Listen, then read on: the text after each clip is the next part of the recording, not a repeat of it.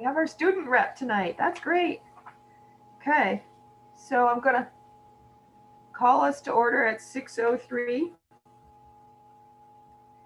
And Chris is our minute taker. As we were, I'm just adding 3 things to the agenda tonight. One is to an item to the consent agenda to authorize the chair to sign a memorandum of understandings with operating schools during the COVID-19 pandemic. The second one was an action item to be added after the second executive session to authorize the chair to make language changes to superintendent contract as prepared by board counsel. And the third one was that there's a supplemental document to be added to the board management and governance item D, the update from the community engagement committee. So Krista will screenshot that one or share her screen on that one, and then it'll be linked in the minutes so that it'll become part of our record. Okay.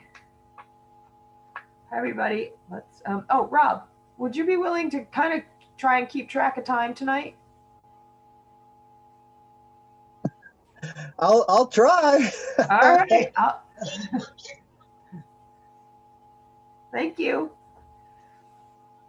All right. At this time, if there is any public comment, there's a more button on your screen where you can raise your hand. And if you raise your hand, then we'll just wait to see. Oh, I see 2 hands up.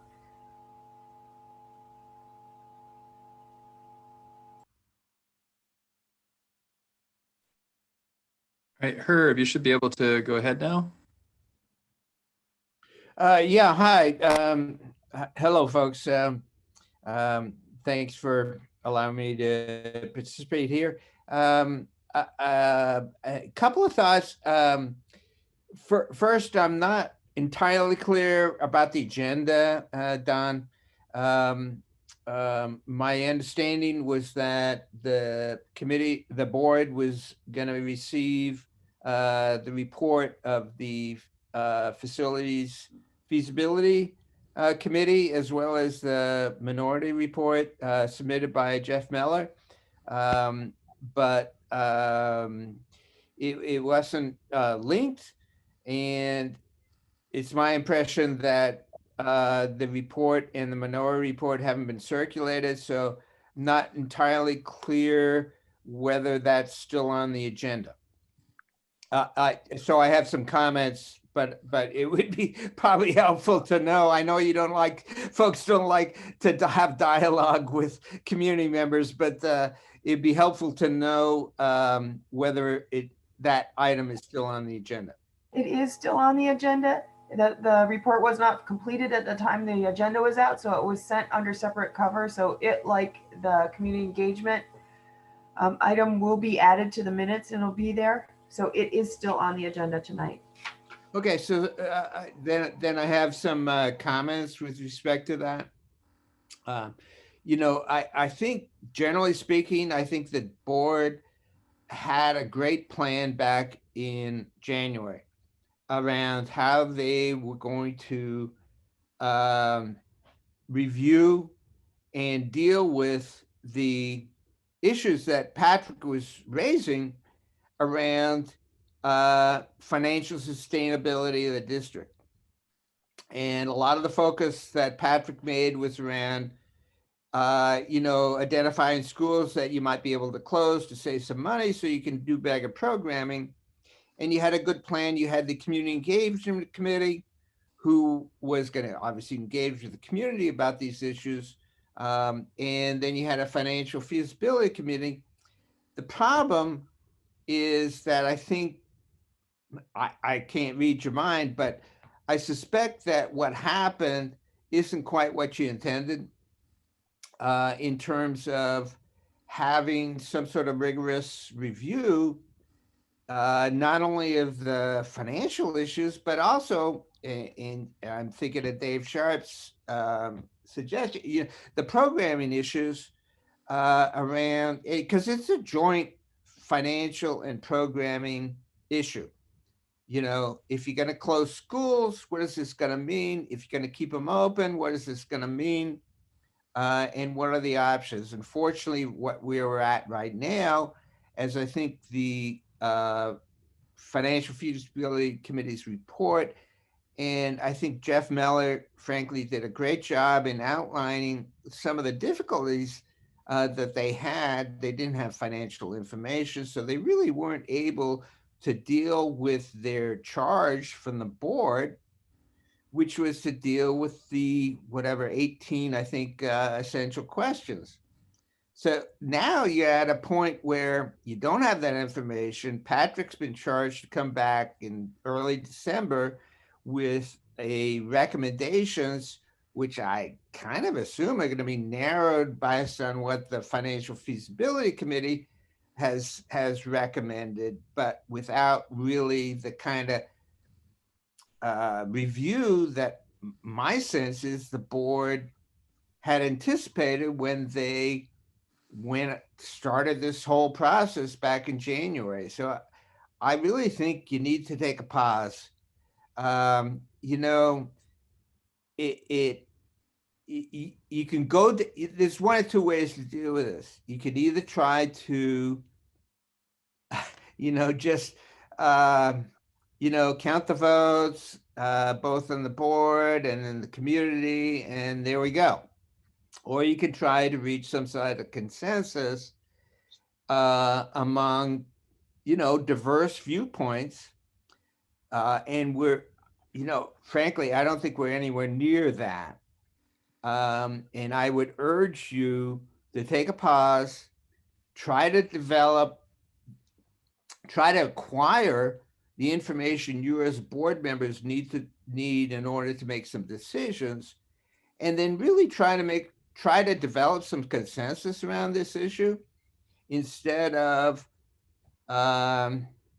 you know, okay, we got the votes, let's go do it. You know, I just, it would be disappointing. So those are my comments. Thank you for listening. Thank you, Herb. I can assure you the board will be considering what we're hearing from our communities as we move forward and make a decision or not make a decision. We heard you. Thank you.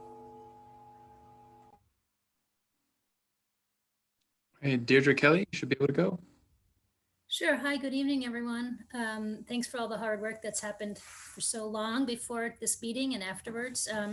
Just want to have two comments, which is one, I too have heard from lots of people, and not just the town I live in, just a lot of concern that the feasibility subcommittee had no financial data, that it was, how could that committee go about, you know, evaluating the operating and maintenance and renovations costs without financial data. I know that there are good people on that committee, so it's not about people, you know, poking at the hard work that people did, but it just feels like we've set up Patrick for a really sort of unfair scenario to say he's now going to take that, and yet that committee just didn't. I'm not sure why, but I have good faith that for different reasons that didn't happen. It just feels like it doesn't feel good for me to ask Patrick to do that and go forward with making that recommendations if that committee wasn't able to have that fiscal data that many board members thought they were going to wrestle with for a few months. So I want to say that. And then the other piece is when we're thinking of these precious financial resources, I want to just bring up a conversation that we had at our select board meeting, which is really looking at how we are perceiving administration cost. Again, people are working really hard, good people with the right intentions. In a different scenario, we would say, keep everybody, right? This is the people we want on board. But I just wonder, this is a question to board members, how many administrative positions feel like we can sustain at this time during this education financial crisis? You know, when I look at the website, I count 26 admin positions for the district. And I think there's a little more because of special ed, there's psychologists who do testing. And I'm thinking of admin as people who don't spend like 80 to 90% of their daily work with students. And so I think my question I pose is that's about 4.5 admin for Beeman Elementary, for Robinson Elementary. And is that a fiscal pattern that we feel like we can sustain right now as we're really considering seriously closing schools? So that's my question to the whole board, and particularly Patrick, like what administrative costs are we considering cutting? And I just want to clarify, I don't mean cutting the person who does payroll, like of course that person, and I don't mean cutting Patrick's position, and I don't mean the principal at Bristol, right? So those are all solid, and we're not going to gut all administration, but I just wonder, how do we feel as a community and as board members? Where can we look at those costs to look at it? It seems like that seems really important to me. Thank you. Thank you, Deidre.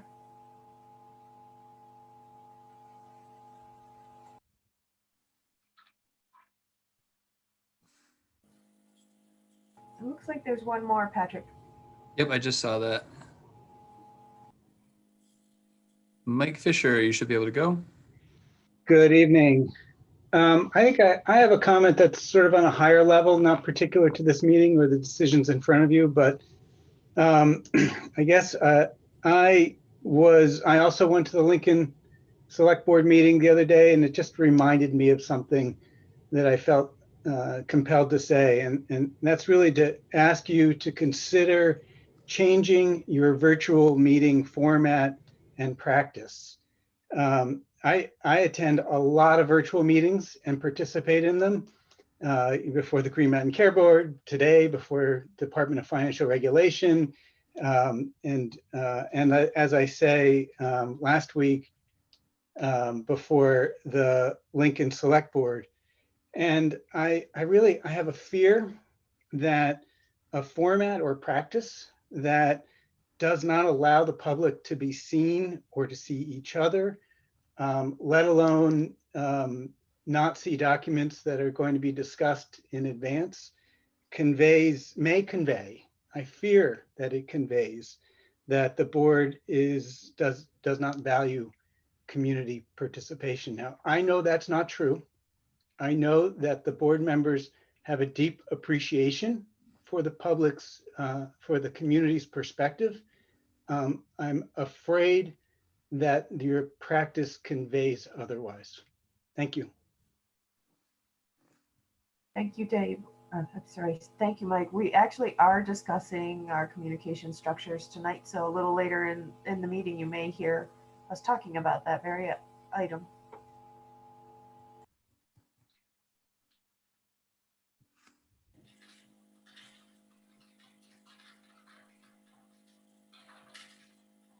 I'm not seeing any other hands. Don, are you? No, I'm not.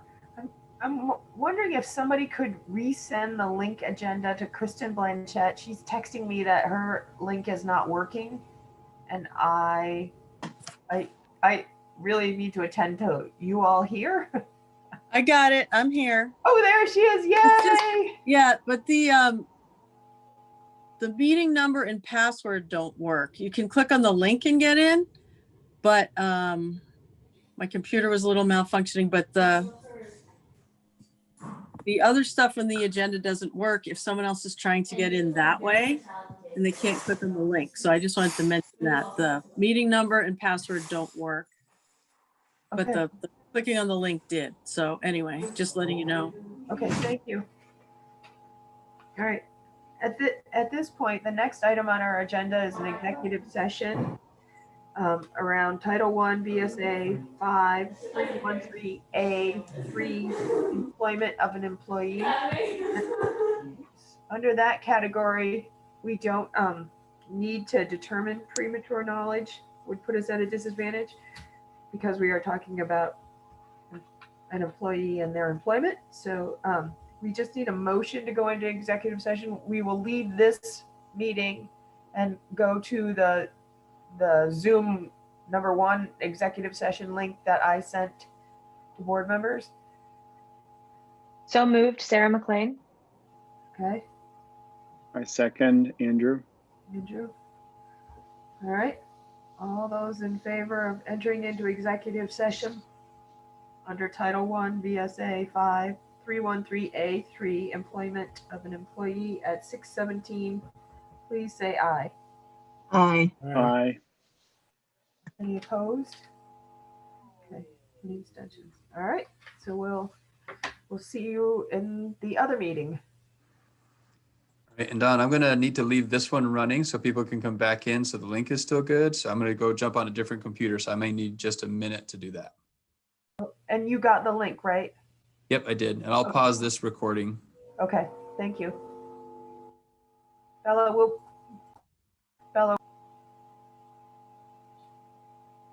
Okay.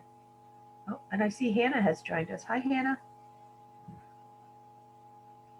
Do we have everyone back? I think so. Enough to get started. All right, so I'll entertain a motion to accept the consent agenda.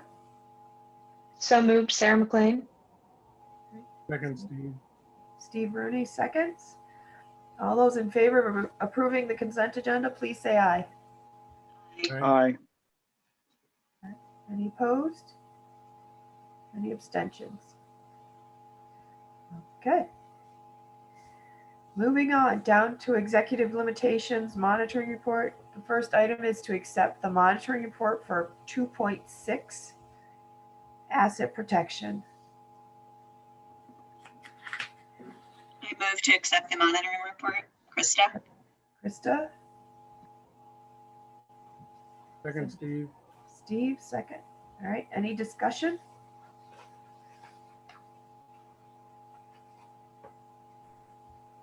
Patrick, just curious on the capital improvement plan, if it's still a little bit difficult to tell whether or not the funds have actually been expended or whether they're not, and whether what's on the plan for next fiscal year is in the budget or not. This kind of lays out what the expenses might be, but it doesn't necessarily say whether they're moving forward or have been completed. Yeah, I'll turn that over to Floyd. He's been working with Joel on that document, so he might be able to articulate more there. I think that in years past, in years past, we've gotten to where we are reflecting what we have spent. Going forward, we may have a list in a year that may move year to year depending on what priorities come up. So it's money in the budget, but not necessarily in the, it may not be in the particular year that we've slated it for once you get out a couple of years. Right. And so for the budget you're putting together for this year, the FY 22 numbers would be roughly about what you're thinking about for this year. And then, you and I both know we're going to have to put a new fuel tank in for 180 grand that we didn't expect. So that means something else gets pushed down a couple of years, another year down the line. Yeah. Okay. Does that, I tried to stay up pretty high. Does that answer it? That's good. Thank you. Any other questions?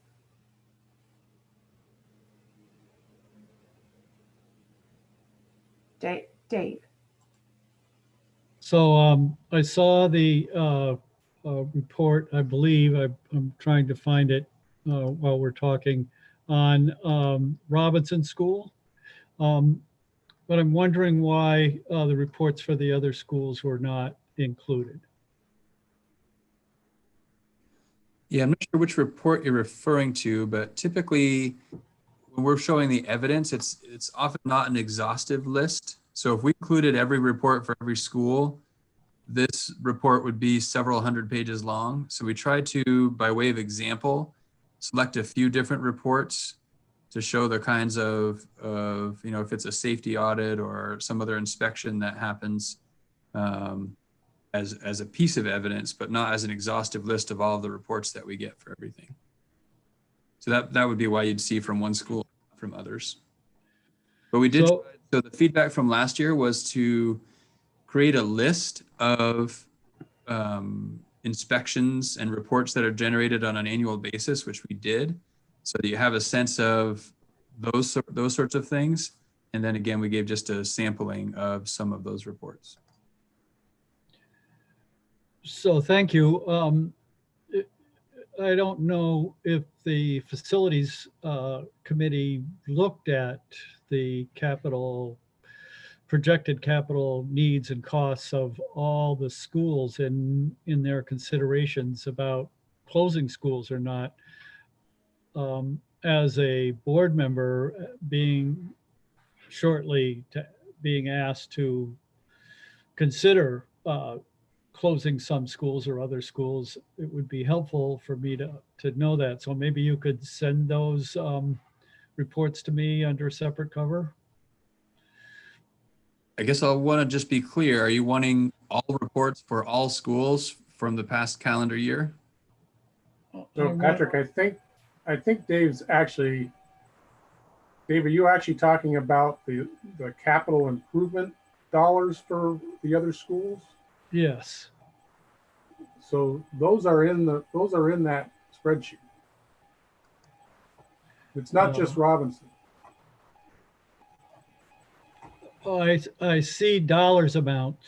Yeah, I guess. Oh, and there. Okay. I found it. Yeah. Thank you. Yeah. And there's totals at the end for the entire district. You keep scrolling. Great. Thank you. Any other questions?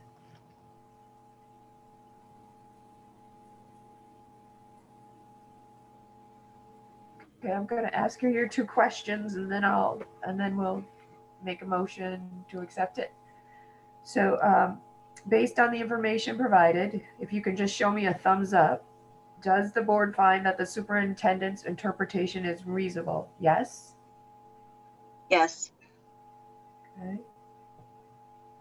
All right. Any no's on the interpretation?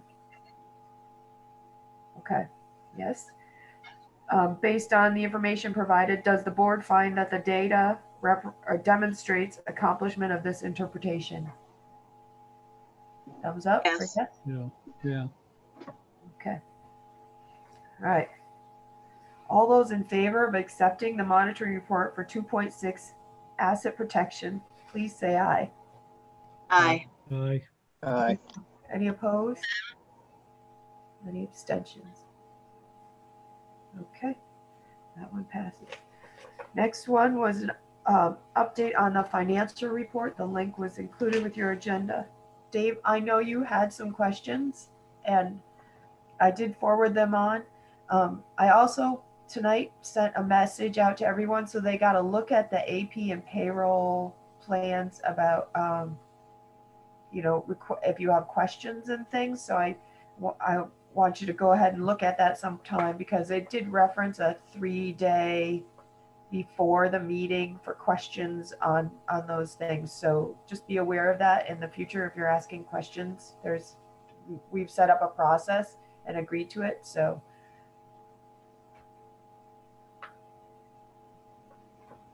Having said that, we have, I think we're ready to answer some of those questions, perhaps not all, but we can take a stab at them.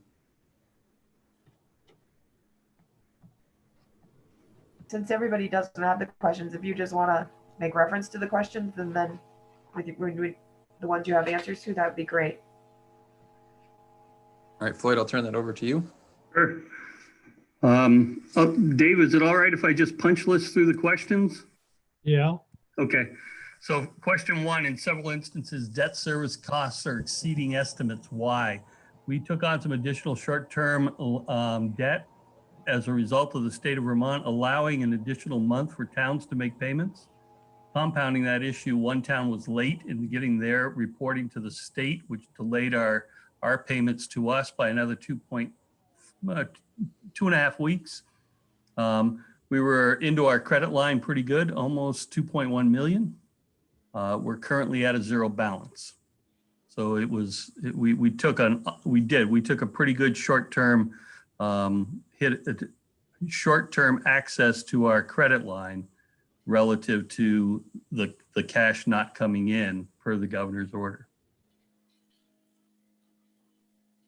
Second question, food service revenue is expected due to litigation. Why? There was an embezzlement a few years ago. Revenue is reimbursed over multiple years. We're carrying it as an accounts receivable. A couple of special ed questions, professional services, 28,000 over budget, and unbudgeted purchase services. I think, again, short term, so I wasn't able to get deep into it. On the 340 line, I think it was student transport. We're just getting hit pretty good on that. And then an unbudgeted purchased service. I'm unsure of what that particular service was that we purchased for one of our special ed students. I'll look into that and circle back to you.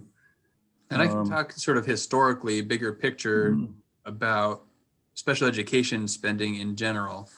So again, we're building a budget right now for FY22, and obviously quite a lot can happen between now and the start of next school year in terms of students moving in, students being identified, student needs changing. So oftentimes when you see the over and under in special education, it's a result of changing student need, which again could be the same students whose needs evolve, or it could be different students that have moved in that were not here when the budget was built. Those are all factors that lead to some of what you're seeing. A few questions that are just relative to, I'll punch the questions and answer it with one answer. Here and elsewhere, over budget on health insurance, workman's comp over budget. When I heard costs are going down on the 2300 line, so specific picture. Retirement costs over budget here and elsewhere on the 2600 line. And then office equipment rental over budget. All of those are budgeted in one lump and then spread out afterwards. So we may have a up or down on health insurance based on the staffing we expected 16 months ago or whatever, and we lost some, added some. So if we have three staff people with family coverage that move on to another job, and we hire three with single coverage, we're going to see a great savings on that line. Conversely, exactly the same happens. And those ups and downs, when you look at one specific area, 1400 in this case, it doesn't reflect the 2600 where we have a savings. So you kind of have to look at those all together. Those are up and down over the whole budget. Health insurance is down, workman's comp is down, retirement costs are down relative to the attrition that we've tried to take advantage of in our budget year currently. You had another question on short-term debt interest over budget. I'm not sure if you're seeing something other than the way I've already answered it. We don't have another short-term debt. It just may be so it's, our only short-term debt is relative to that cash flow issue. And then finally, office equipment rental over budget. You're looking at a line that has $60,000 encumbered. We have a total for that line of $133,000.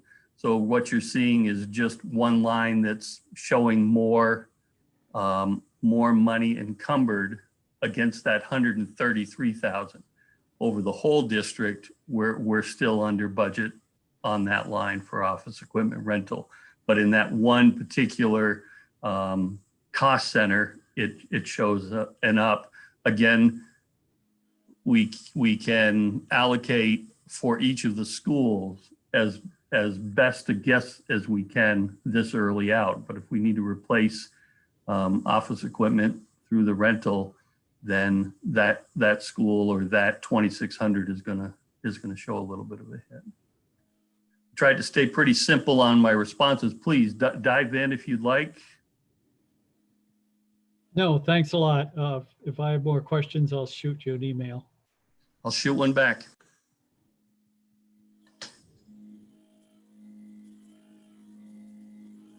Any other questions around the financial report?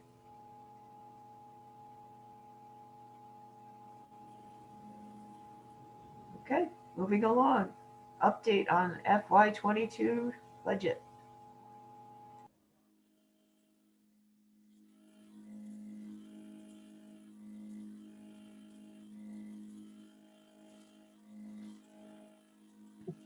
You're muted, Patrick.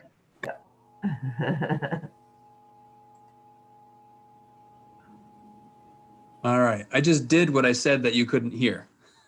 I'll share my screen so that you can see a presentation that'll give you an update on the FY22 budget. So again, we'll start with some of the assumptions that are in this November update.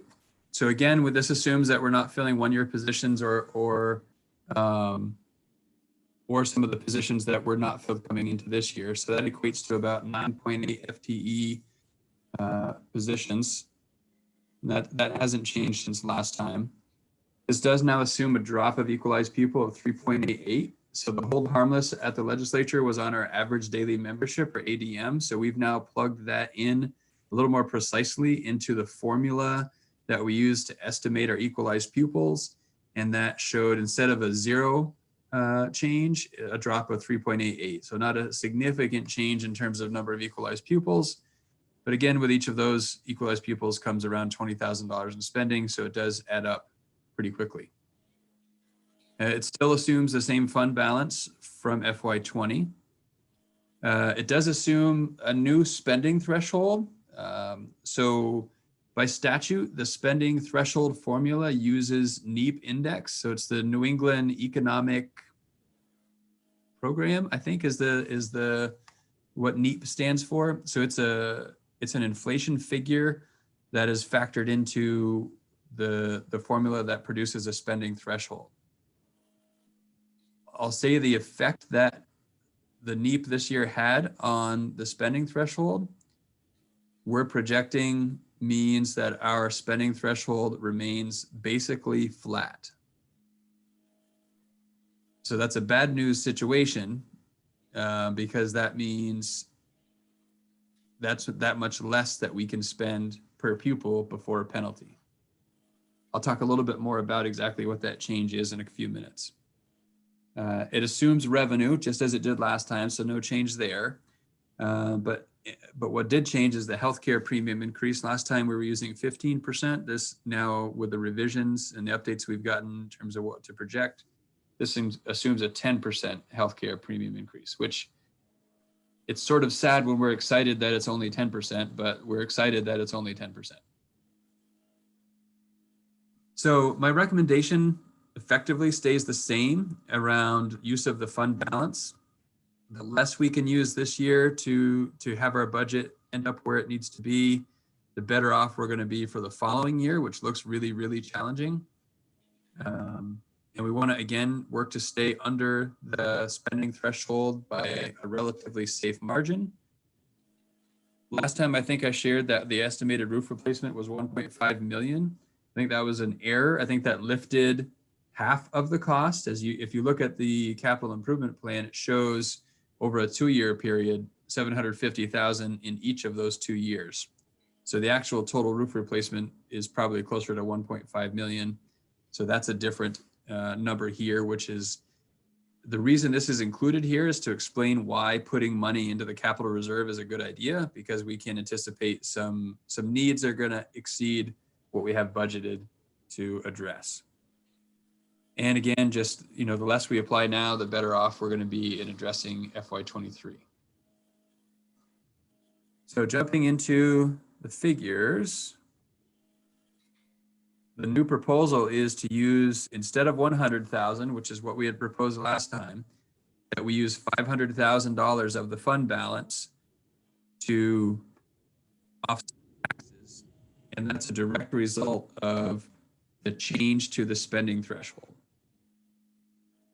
So that the impact was around a $400,000 impact by having that threshold stay relatively flat. So the way that we're proposing that we make up for that $400,000 impact is to increase the use of the fund balance from 100,000 to 500,000. 500,000 is still what we used last year to offset taxes. So when we apply a smaller fund balance in 1 year than the year prior, it ends up becoming a sort of damaging in terms of what it can do to the taxes, because it is experienced as a revenue reduction. Whenever we spend more or use more of the fund balance than what we used the prior year, it's experienced as an increase in revenue, which is helpful. This 500,000 is effectively a neutral impact on building FY22 because it's the same amount that we used to build FY21. And so we were, prior to the change in the spending threshold, we were anticipating being able to reduce, which effectively creates kind of a hit for us this year in terms of a revenue, but we were anticipating being able to absorb that because of the positions that we didn't fill in FY21. Unfortunately, and that would have set us up well for FY23. Unfortunately, this change brings us to a neutral impact at this point. And you can see using that 500,000 and factoring in primarily the decrease in the premium share, right? So the decrease in that premium from 15% to 10% is what reduced our spending from the last version that you saw. So our spending for FY22 now is projected to be less than our spending for FY21, which obviously is advantageous when we're facing some financial challenges. So it's a 0.4% decrease in spending year over year and a 0.3% increase in the cost per pupil. So those are very, very reasonable, if not exceptional, financial numbers when we compare to what we've done historically. When we look a little bit differently to kind of help articulate what's different this time from what you saw last time. So you can see our spending in October compared to now is down by about 300,000. The lion's share of that, again, is the healthcare change. And some of that, Floyd can jump in, but I think it was kind of cleaning up the staffing implications as well, mentioning those reductions that we had talked about. Any more to add to that, Floyd, or does that really capture that 293? I think that's the bulk of it. I'm looking on my notes here that yeah, there was a little bit, a little here, a little there, also in shaving some numbers off as we got a little bit tighter with those attrition forecasts. Okay. So the revenue, obviously we talked about the 400,000 more from the fund balance that we're proposing that we apply as revenue. So that's that change. The ed spending obviously is the difference between where the spending and revenue is. You can see that 3.88 decrease in our equalized pupil. You can see that our cost per equalized pupil is going down by over $400 from the last time that we presented a budget. And you can see that the spending threshold went down pretty close to the same amount, which is why we had to make some of those adjustments. And now that those adjustments as of right now put us about 15,000 under the spending threshold. So we're definitely tighter than where we were before, having made some of these adjustments. So that's kind of where we are in terms of the tax rates. You can see the impact here, and really ultimately, I think the key figure is what does that mean in terms of dollars? So if everything were to stay as they are now and all of the projections were to be spot on, we'd be looking at a $20 to $23 change per 100,000 of assessed value.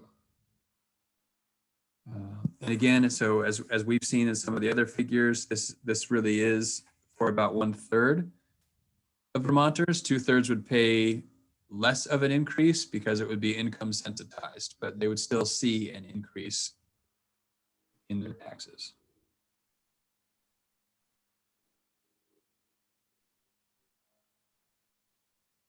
So with that, I'm happy to try and answer any questions. And I'll stop sharing so I can see all the faces. Yeah, Kevin? So there's a couple big projects. One is the roof and the other is the electrical entrance. And I'm just curious, what's driving that at this point, and if that is, or if that can be phased, or is it being phased as far as replacement's concerned? Yeah, I can let Floyd elaborate. I know the roof does have some issues now, and it's approaching the end of its life. So I think those are the factors weighing in on the roof replacement. Floyd, I don't know if you have more to add to that. Well, we're starting to see some movement in the membrane, and it's not moving in inches, it's moving in feet. So when the wind catches it, it lifts right up. We're trying to mitigate that in the short term, and we're going out to bid here in the next 6 weeks. Joel's pulling bid sheets together for that now. But that's going to be phased over 2 years? We're going to try and do the same thing we did with the locker room, next year, where we. And the over 2 years phasing sometimes is a summer, right? Like if we can start in June and it carries over into the July, that crosses the 2 fiscal years for us. So that may be the 2 years. It's really in one shot getting it done, but it's capitalizing on 2 years worth of budgeted money or tapping into a reserve fund. And the electrical system, can that be phased, or has been considered to be phased, or? The electrical it's what's coming into the building. So it's a single shot, one piece. That's your transformer and your primary distribution, right? Yeah, that's got to go all in at once. All at once. So there's no distribution past the main entrance then? Well, That's there being there replaced. probably is, but Oh yeah, there is, but I'm just asking, so the $1 million doesn't cover anything past the main switch then? Right.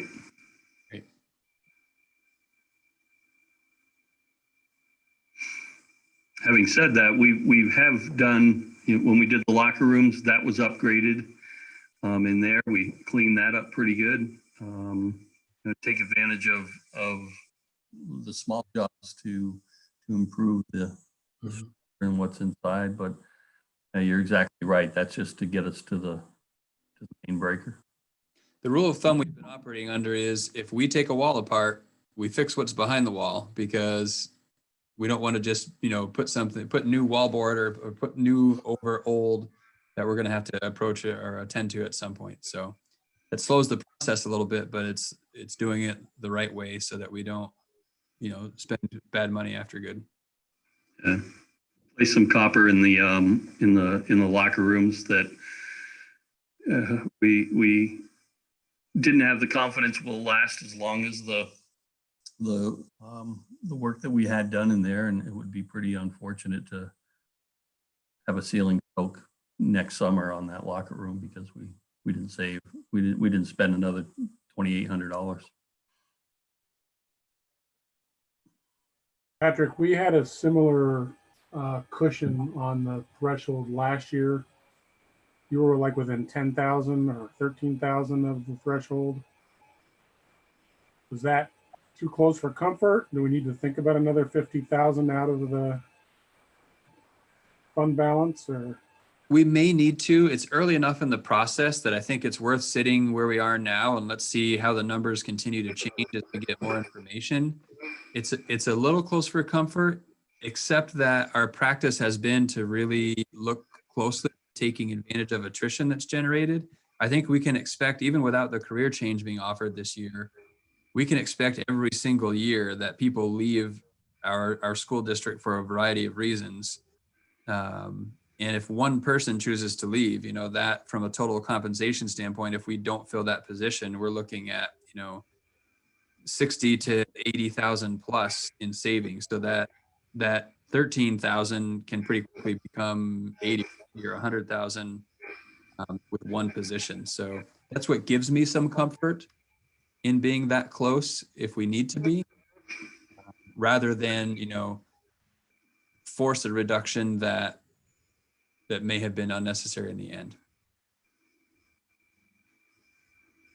I saw Kristen with her hand up. So Patrick, with everything you just told us, how does that position us for the 21-22 budget? The 23 budget, you mean? Oh, the budget next, not that we'll be doing it in a year from now. How does what you've just described position us for that? I was hoping no one was going to We ask. don't want to talk about it. If you don't know, that's fine. I was just thinking, maybe it's too preliminary to ask that sort of question. Sorry. No, we do know. So this impact of the basically no growth on the spending threshold will have a ripple effect for every year this point forward. So we will feel that each year, right? Because it almost resets all of those other numbers back to our current spending threshold, as opposed to showing growth each year for the foreseeable future. So, you know, we right now looking at FY23, I've been working on this all day, but the number hasn't stuck. It depends on the weighting study. Without the weighting study, we are looking at somewhere in the neighborhood of 3.5 million over our spending threshold. With the weighting study, we're closer to 4.5 to 5 for FY23. So that means as we're sitting in these chairs in 12 months, that's what we would be looking at. Based on our current projections. So the question might be, why did the state do that? Who did that, and can we change their mind? So it's not a done deal yet. I guess I should clarify that. So this is our estimate based on information we've gotten from the state, based on some of it's statutory, right? So the formula that produces the spending threshold is written into statute. And some of these economic index factors that are statutorily required to be part of the formula are not looking very favorable, I think, because of, you know, the COVID economy that we're experiencing. And so that's part of what's producing this. The legislature, as I understand it, can override that and make that change. But our projections are not assuming the legislature takes that action. Historically, they haven't. So this is the state just trying to keep education spending down, looking at what they're looking at. I mean, the numbers plug in some way. I'm not sure. It's very mysterious, but they're just trying to keep spending down. Is that correct? That is exactly why there's such a thing as a spending threshold on a cost per pupil basis, right? So to me, when a state who knows it's losing 1,000 students a year sets a spending threshold per student, that's knowing that it's going to require hard decisions to keep spending down. And just one more follow-up, if I may. So I don't recall the spending threshold ever being it's less than it was last year. Is that what you said? No. It's about $25 or $35 more than it was last year. It's effectively flat. It's a 0.18% increase versus historically it's been around 2.5%. So it's usually about 2.5%. And this year it's, you said, I'm sorry, 0.5? 0.18. 0.18. So that's a huge difference. All right. No, thank you. I appreciate it. That's what I was going to ask. Thank you. Dave had his hand up, and then Kevin. Muted, Dave. Dave, you're muted. And then looks like Krista and maybe Rob after that. So a couple of things about the spending threshold.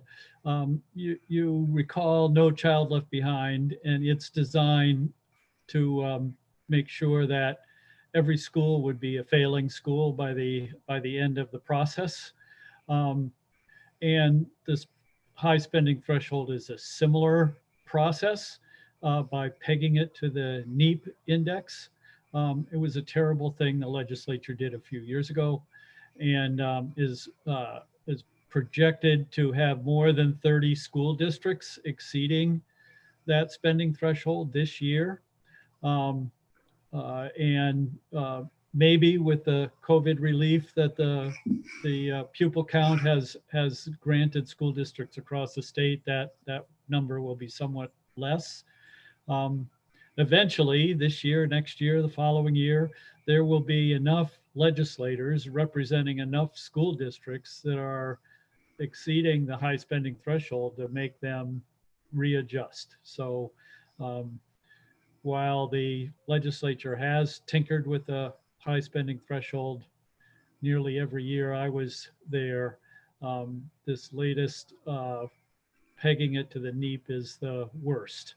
And I think, I don't know when it'll happen, but I think sometime in the future, you'll see a majority of the legislators represent districts that are in the same sticky situation that the superintendent's referring to at for our 23 budget.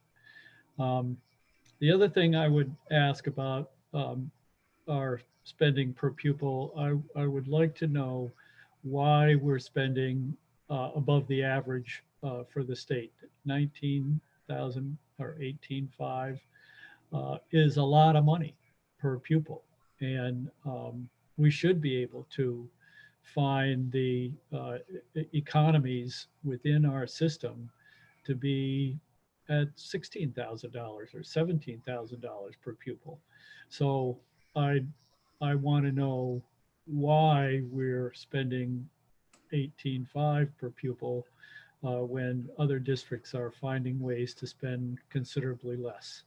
And there's probably some good answers for that. I just like to know what they are. The third thing I'd like to say is that I think it's a big mistake to put $500,000 worth of reserves, essentially reserves or budget surplus into next year's revenue to keep expenses down. I think we ought to reduce staff, administrative staff, where we know that Vermont is an outlier across the nation in school administrative staff and district administrative staff expenses. And so I think that's an area where clearly there are savings to be made, and we ought to experience those savings. I think Kevin was next. I just wanted to make a comment about the weighted study report, where at least the past year, the VSBA has been a hot topic within that group, which I'm no longer part of. And Dave will probably be watching this, but there was an understanding that the VSBA would be promoting a phased-in approach that, you know, because we are ending up on the wrong side of that equation, would hopefully lessen the blow so that we wouldn't see that in 1 year if in fact or when that weighting study is accepted.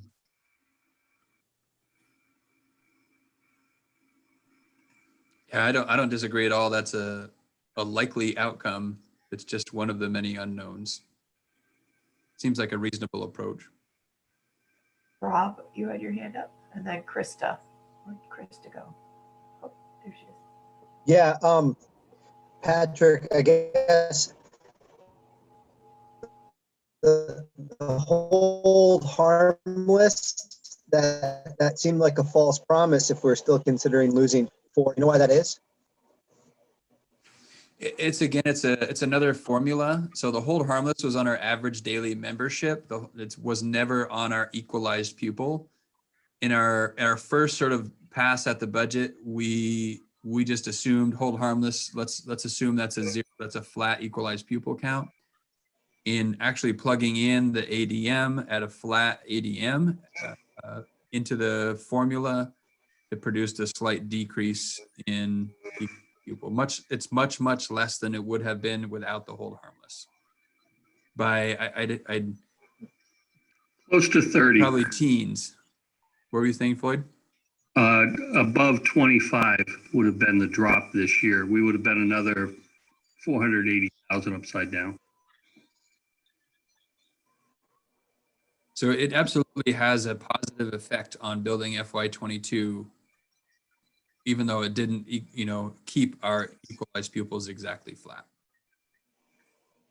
And then my other question, sorry, I did have, is it okay? Can I have two?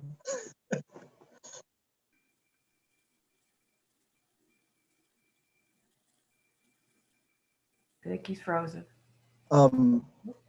Taking advantage of attrition, what can you anticipate in taking advantage of those positions not being filled? I'm not sure exactly the question there. Your computer was speeding up a little bit to catch up to the lag. Can you say that again? Yeah, so assuming we take advantage of attrition of, I think, maybe 8 professional staff, am I correct in that, full-time professional staff? Yeah, so that's what we took advantage of for this year. Okay. So it's hard to know what we might be able to take advantage of for next year. It's definitely a bit of an unknown. In particular, offering a career change, that usually gives us some more solid information early on, because there's a requirement if they're going to take advantage of the career change to let us know early. There's no requirement. So it's hard to know. But I would say, even for example, looking at you just approved a resignation, we'll be filling that position with a temporary position, right, to fill out the rest of this year. So there's no obligation there to continue on a contract next year. So we'll have to take a look at that agreement and see, or that position, and see, is that one that we have to fill, or can we not fill it and sort of redistribute staff in a way that covers our need. We look at effectively every position that's vacated that way. We ask that question, do we have to fill this position? Sometimes the answer is yes, and we fill it. And oftentimes the answer is no, and we don't. And that's one less position we have to figure out how to vacate in the future, oftentimes in much more detrimental ways. So it's worked out well for us in probably 3 out of my 5 years to be able to take advantage of some attrition.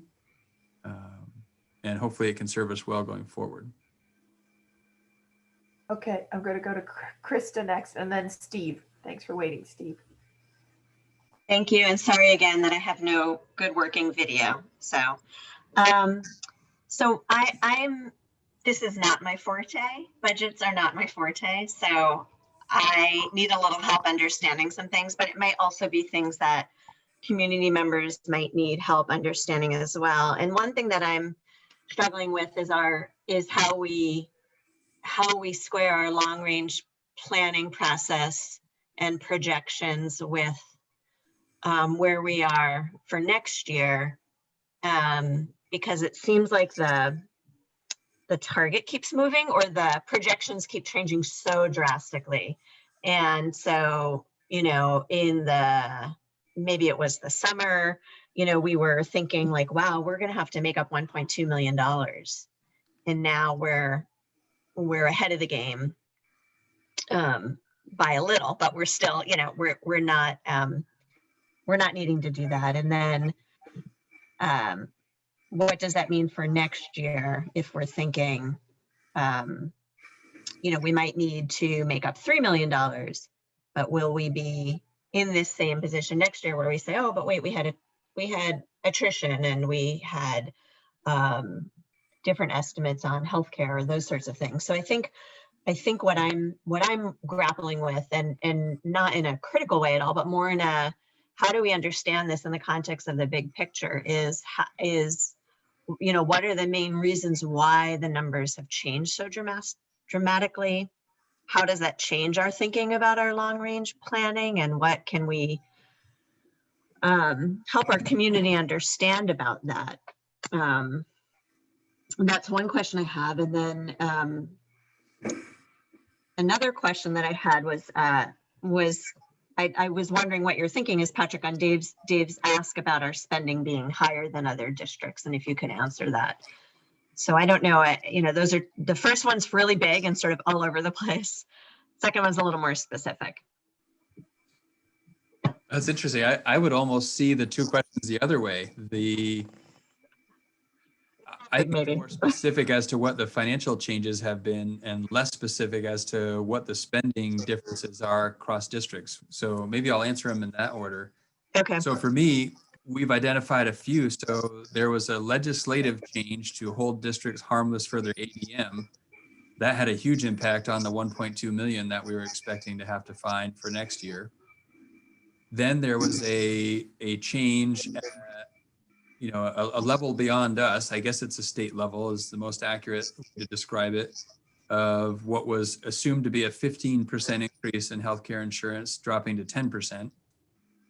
And then thirdly, the basically keeping, and it's a projection, but assuming now that the spending threshold will stay flat, we could never have foreseen that. Those three things alone are hundreds and hundreds and hundreds of thousands of dollars, well over $1 million in total impact on those three different things, some one way, some the other. And that is the unfortunate reality of building a budget. This is not unique to this year. We had similar swings last year and the year before. It's kind of the nature of building budgets.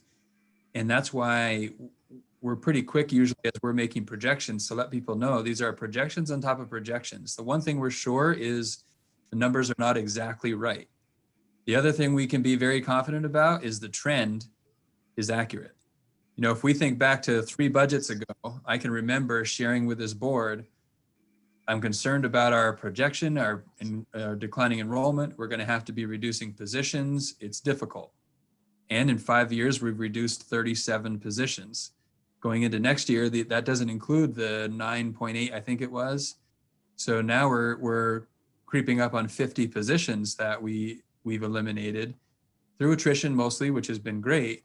But the trend that we've been talking about for years has been real, and we have experienced that, even though the specifics of the numbers move. So to me, that's the clearest I think we can be as we project out. There are so many moving targets still, and that creates uncertainty, and that makes it harder to make important decisions. But it doesn't change the reality that we are on a trend line that I don't see reversing anytime soon. When I think about why do we spend more than other districts, I think there are many, many, many factors in that. Probably literally hundreds or thousands of factors that produce that. So it gets tricky to really articulate with some brevity, why do we spend more than others? I think we could point to some of the inefficiencies that we currently experience that some districts don't and other districts do. Those are some of the things that we're exploring as possible savings to help us out of this difficult financial time that we're in. When I think about more and more districts are exactly where we are in terms of being right at the spending threshold, and without making cuts, they go over. Our neighbors to the west are in the same boat. Our neighbors to the east were in the same boat. The reason we're having the hard conversations about school closure or consolidation or merger or positions that need to be reduced, and we're all having those kinds of conversations, it's because we're all up against that spending threshold, which means all of us that are having those conversations are spending about the same amount per student. And part of why we're spending about that same amount per student is because of the similar inefficiencies that we're experiencing in small town, rural Vermont that cost a lot more to spend, or cost a lot more to educate. A simple comparison with the Champlain Valley School District, much, much larger. Buildings are much more full to capacity, and their cost per student is probably around $2,000 less than we are. So those are some high level ideas as to why that might be true. The specifics become really, really, really nuanced and would require a lot more digging into. Thank you. That's helpful. Again, I guess and I'll elaborate one more just because another example came to mind that may help make it clearer. if the Addison Northwest School District and the MAUSD School District merged, we effectively go from 2 central offices to 1. That impact has, that change has an impact on how much we spend per pupil. And we're still at that point half the size of the Champlain Valley School District, which also has 1 central office. Maybe they have a few more people in it because of their size. But a lot of it has to do with economies of scale and trying to maintain, like we try to maintain, I would argue we try to offer a very similar set of academic programs and offerings at Mount Abe that CVU does, despite the fact that we have maybe a third of the students that CVU has, less. And there's an inefficiency in trying to provide that breadth of programming that increases the cost per pupil. So it's, yeah, it starts to get pretty complicated from there. Okay, Steve, go. So Patrick, just to explore Dave's concept about not using the 500,000 a little bit, and that's only in thinking about this kind of, I'm almost considering it kind of a false safety net to hold us harmless this year.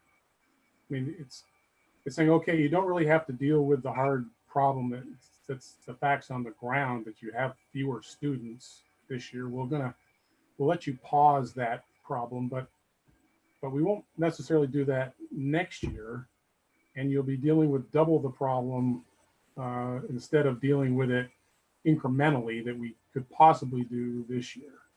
So is there any thought to,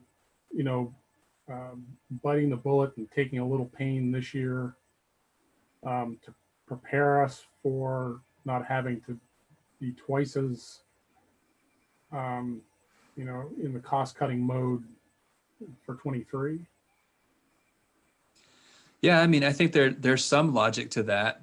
I guess when I think about it, I'm not sure it necessarily really softens things next year. I mean, theoretically it does, but to make change this year, in particular in the absence of a career change, means unless somebody chooses on their own to leave and we are successful in not filling that, that means we're riffing, which has an impact.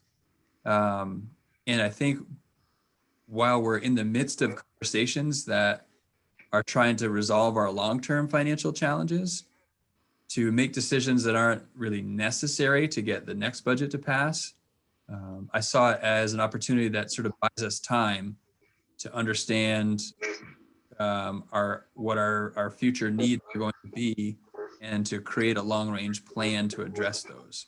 We may or may not take advantage of that long-range plan. And there are a lot of factors that play in that, but it's at least an opportunity to create the space to take advantage before feeling that pain. Era, and then Kristen. I just wanted to speak to this economies of scale conversation that comes up every time we talk about the financial situation we're in. And I don't know if this is an answerable question, but what I am always wondering is, are all economies of scale created equally? Administrative costs versus food service versus school closure? And like, at what point can we measure qualitative versus quantitative values? Yeah, I mean, that's exactly the question that we're navigating, right? If it were purely quantitative, the path forward is really clear. Creating greater economy of scale from a strictly numbers perspective makes absolutely clear sense. It's the qualitative impact of that change that creates a lot of pause in doing that. And we're walking that line. We're trying to thread that needle of quantitatively, how do we make the numbers and the finances work? And qualitatively, how do we preserve a community sense and a program that everyone can support? So it's the push-pull between the two, and the closer we come keeping what we have, the further away from the more quantitative, making the numbers work we are. And so where's the right line there? That's the $1 million question, and that's what we're all trying to figure out.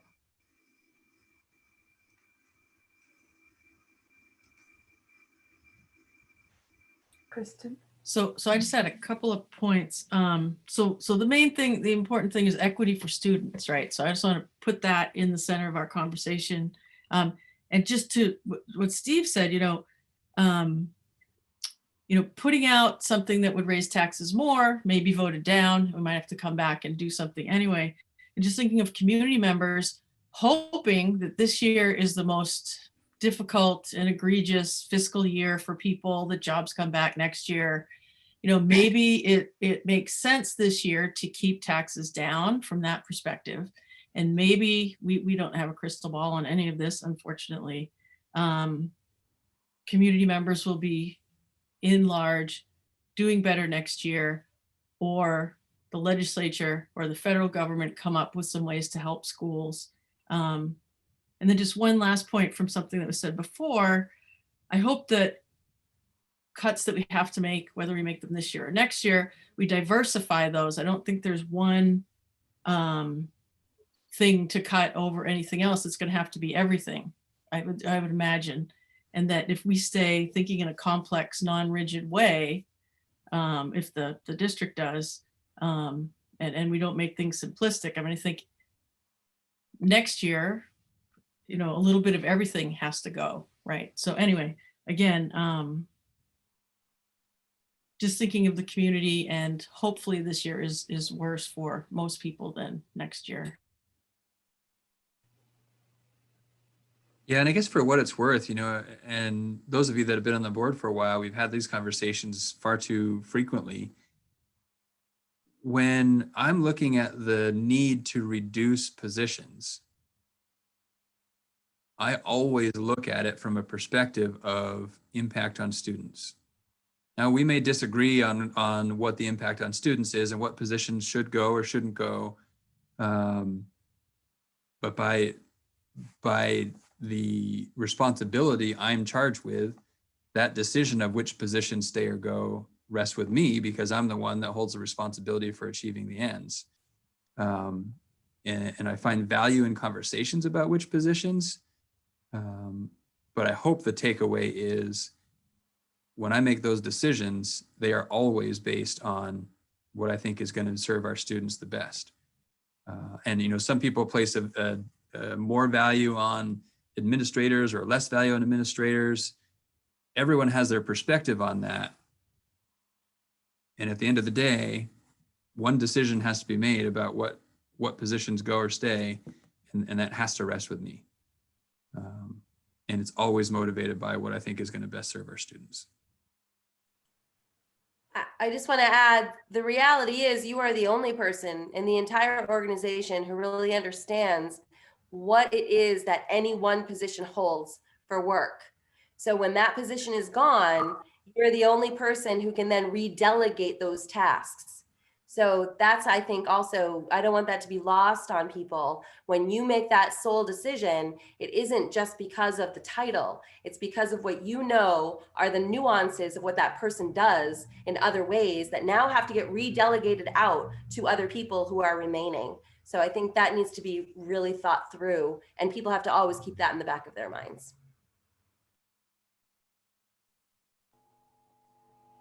Thank you. I just want to check in. I haven't heard from Andrew or Sarah LaPearl, and I just wanted to give them a chance if they wanted to say anything. We haven't heard from them tonight. The only thought I had was just that it sounds like sometimes we really get stuck on the spending threshold for obvious reasons because of the budget, but also, but because I'm hearing some folks talk about pushing up against the spending threshold, or maybe we should go over it. To also remember that even without a state mandated spending threshold, there still is a spending threshold, and that's what the taxpayers will pay for. But that's the problem. We never know exactly what that number is, how far above the state threshold that is, or if it's in fact below. But I think all of those of us who've been on the board for a while know that we try to play it fairly safe, because I've not experienced sort of what kind of panic ensues when we go out with a number that then gets voted down and we're back to the drawing board. So I certainly support, what Patrick has put forth tonight. Thank you. And Rob, you really, go ahead. I was just going to, and it will continue to change, right there. That's why I think this is still really early. Other districts haven't even put forth a draft budget yet. So we're still early in the process. And this was a commitment we made, last year before, to really try and get out in front and make our best estimates and fine tune them along the way, just so that we're not hit with some big surprises later on in the process. But they will continue to change for sure. Rob, I wanted to check in. Did you have any? I can't see. Oh, 7:30. Thank you. Okay. Now keep moving along. All right. We'll move down on to the board management and governance. And we have to accept a monitoring report 3.4 superintendent performance. Is there a motion? So moved, Krista. Thank you, Krista. Is there a second? Second it, Sarah Loperl. Sarah, thank you. Any comments, questions?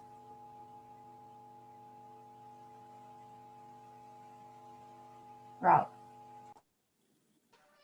Yeah, in thinking about policy governance, since I'm new to the board, historically, when does the board utilize external reports and or direct reports, just on any of the monitoring towards our ends? When do we do that, or when do we do that?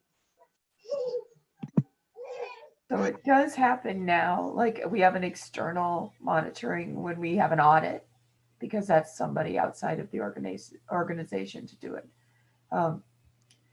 Direct, I don't think we have done a lot of direct inspection ourselves. It's not been a practice.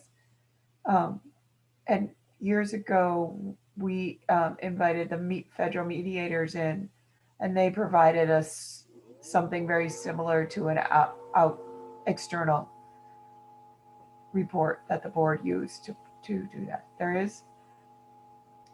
I'm not clear, I'm drawing a blank on where the policy spells that out. Specifically, there used to be a schedule, but I think in the policy governance work, some of that changed and it's a little more open in the language to give the board the opportunity to change something without it being written saying you must do this kind of oh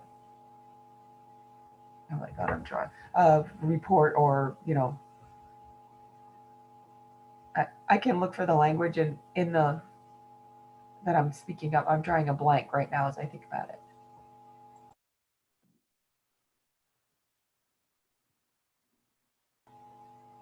Dave.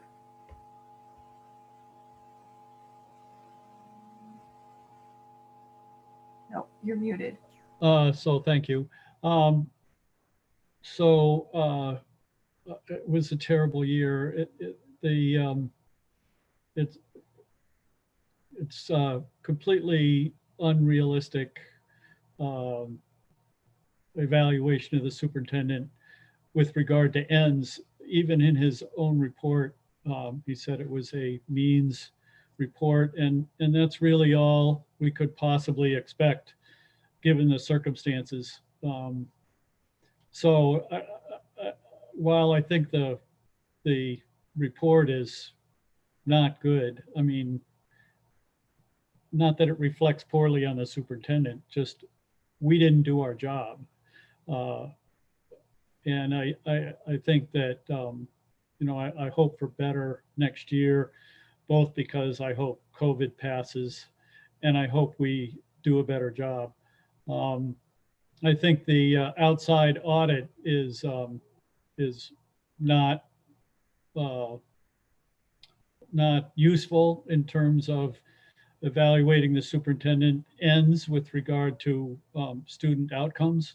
I was gratified that I saw in the report that all the seniors had completed their PLPs, which I thought that was the only end product that I saw.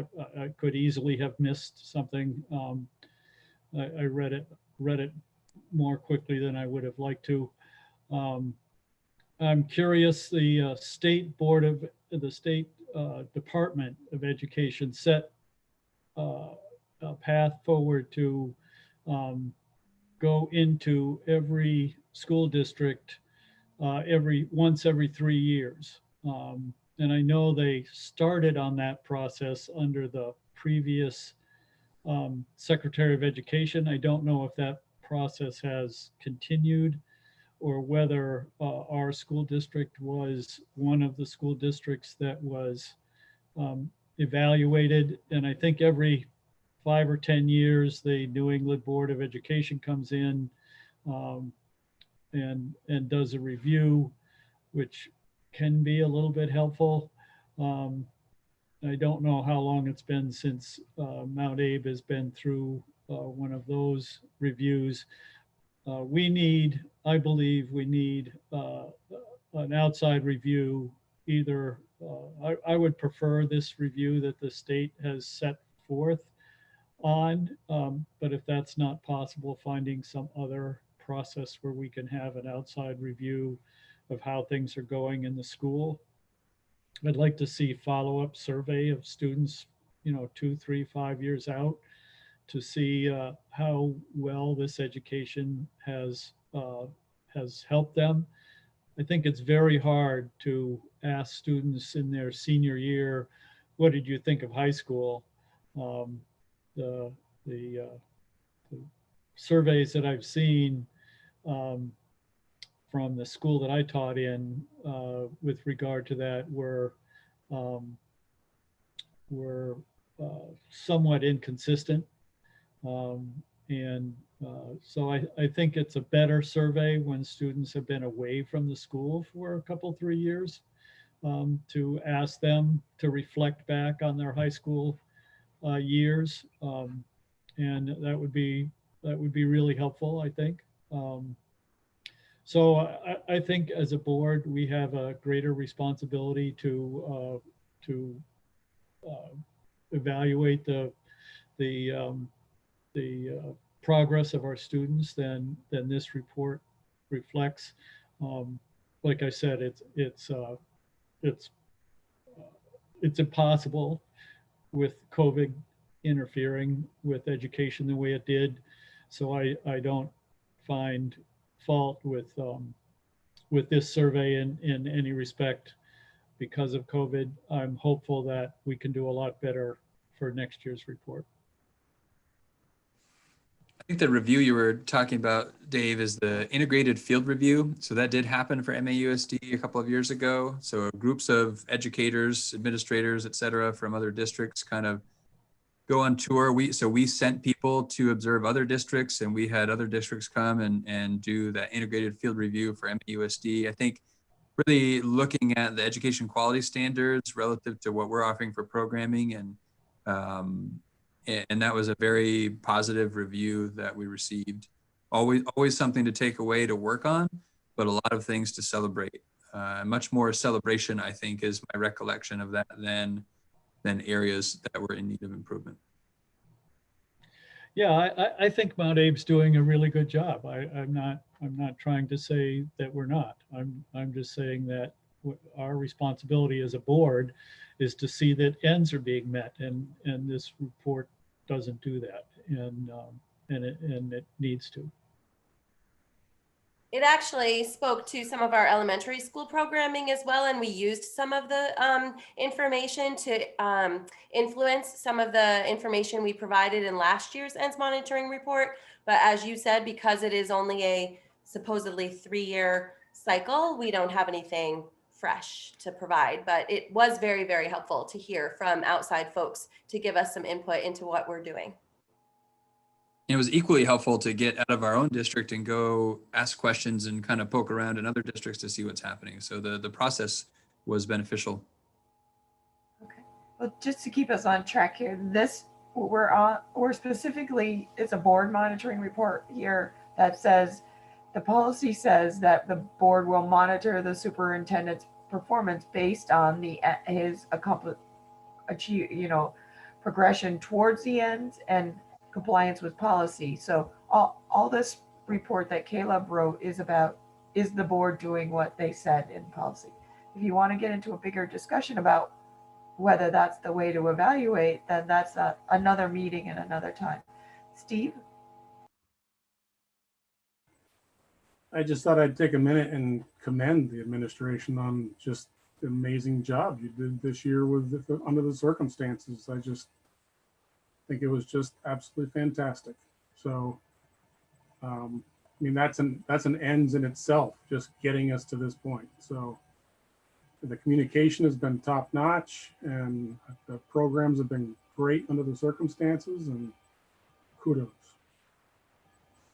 I look forward to the time when we can think about our COVID response as ends. I feel like it's means still. Like I look forward to ends. All right. Any more questions about Caleb's monitoring report? Okay. All those in favor of accepting the monitoring report for 3.4 monitoring superintendent performance, please say aye. Aye. Aye. Aye. Any opposed? Any abstentions? All right. Next item is to accept the monitoring report for 4.4 school board chairs role. So moved, Steve. Steve Rooney, thank you. Second it, Sarah LaPearl. Sarah LaPearl. Any questions or comments regarding the monitoring report?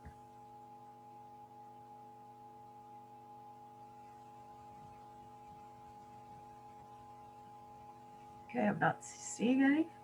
All right, all those in favor of accepting the monitoring report for 4.4 school board chairs role, please say aye. Aye. Aye. Any opposed? Any abstentions? Okay. Next is an action item to determine the community engagement for FY22 budget. This was really just here as a check-in, as the budget work progresses and as we, are moving that work forward. This board has tried a couple of different approaches to engaging the community around the following year's budget. So now would be a good time to start really thinking about how to move that forward and what this board's pleasure is and how to engage the community so we can start planning out some of those dates, knowing that we do have a lot of other community engagement work ahead of us laid out for the long range planning, but didn't want to lose sight of the FY22 budget specifically. Do we have last year's roadmap to look at?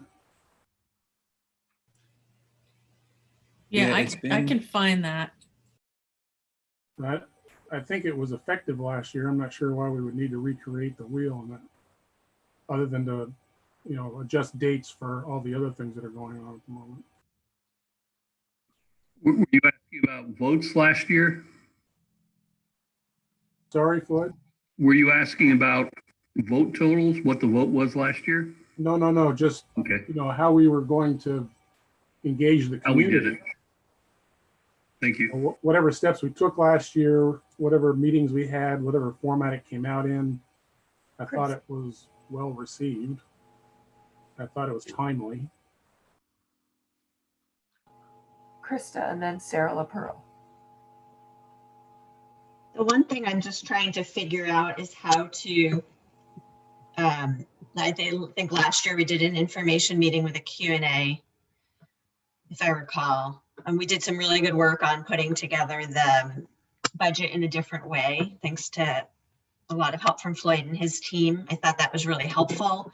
But as far as information meetings with the community, I'm struggling a little bit with how to separate that out from the other things we're going to be talking to folks about. And the timing is kind of all around the same time, I think, in order to be useful for the board. So the Community Engagement Committee is meeting on the 30th to talk about engagement for the long-term planning.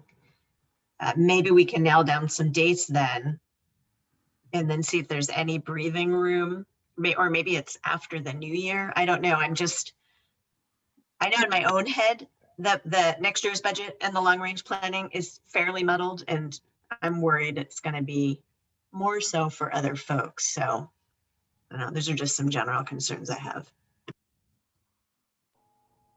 Sarah.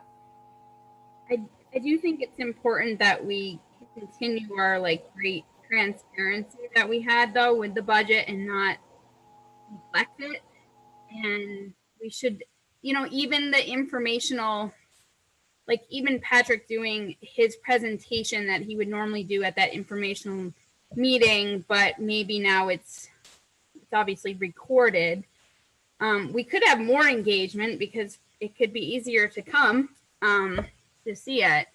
And maybe there's other ways to at least do that twice, have that one go out in advance and then have a Q&A that's specifically about the budget.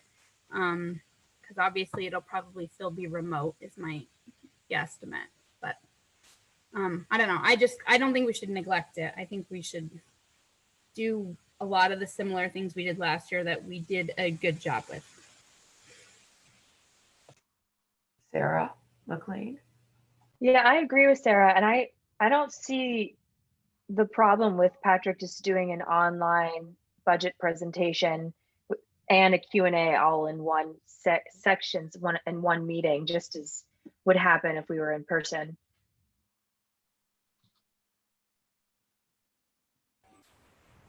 Rob. My thought is that the crux between, a budget that I guess for next year looks good, quote unquote good, and then everyone's, we're dancing, and then the needle scratches across the record, and we say, well, but you know what, we're gonna have to close 3 elementary schools. We need to figure out as a board how to bridge that. That's huge. And the heavy lift, but we need to be really, really thoughtful about those two conversations because they're happening in a parallel process and at the same time. And I wish I had an answer, but we have to be thoughtful.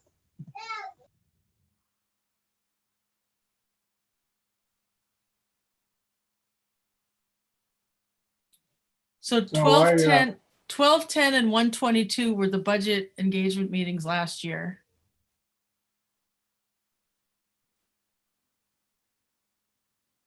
So I've been talking to people about the fact that we have kind of a false sense of security over this year's budget when they're talking about what's this year's budget figure and how does it figure into this long range plan. It's like, well, we've sort of been thrown a safety net, which I think is a little bit of as I mentioned earlier, just a kind of a false safety net. We're going to have to deal with twice the impact potentially, for the 23 budget. So it might be helpful just to have in our pocket for that discussion what this year would have looked like if the ADM hadn't been held level. What would this year have looked like? Just to put it out in front of people and say, well, this is actually what we would have been trying to do if the state hadn't thrown us a life preserver this year. Just so that they're not getting the sense that we're somehow creating a, yelling fire when there isn't. Sarah McLean. My worry with that is that there's so many different aspects to our enrollment, to the budget process, to the way our facilities are being used or not used right now that have been directly affected by COVID, that I think it would be an inaccurate representation of information just to give what the budget would have been. I mean, I don't know how many students we've lost this year to homeschool and to private school and all those numbers, but I think unless we can give the full picture, that that we're going to lose certain truthful aspects to that full picture.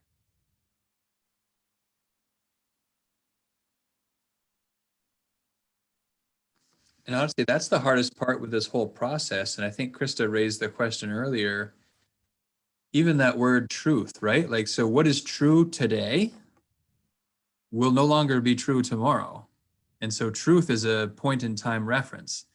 And I think, unfortunately, in particular, when people are really sort of emotional about the kinds of change that we talk about, when that truth changes, because it does, and that's the nature of the work, it's perceived as, something other than just figures evolving as we know they do. It's perceived as, potentially trying to pull the wool over, or however someone wants to perceive it to fit the narrative that they're trying to tell. And that's tricky. It's a very tricky thing to navigate. Floyd and I have had many a conversation about that exact concept. Like, how do we keep the story straight so that it makes sense? Because the changing numbers can just completely confuse people. But when we keep numbers static, the longer they stay static, the less accurate they are. So, yeah, it's tricky. Sarah LaPearl. I think we should just keep it simple. Like, do one presentation that is well thought out with a Q&A, because there's people that are short-term planning right now. Like, we're forgetting there's a large population of people that do care what the budget is, and maybe they haven't gone to meetings before, and now they'd be like, oh, well, this is something I might pop into to understand better in this format. Like, maybe it's an opportunity.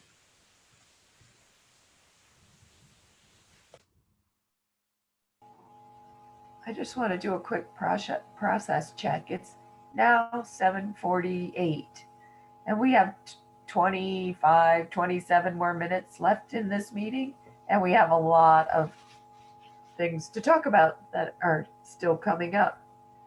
So what do you want to do? Do you want to add a little time and go a little longer, or you want to drop something off the agenda? What's your plan?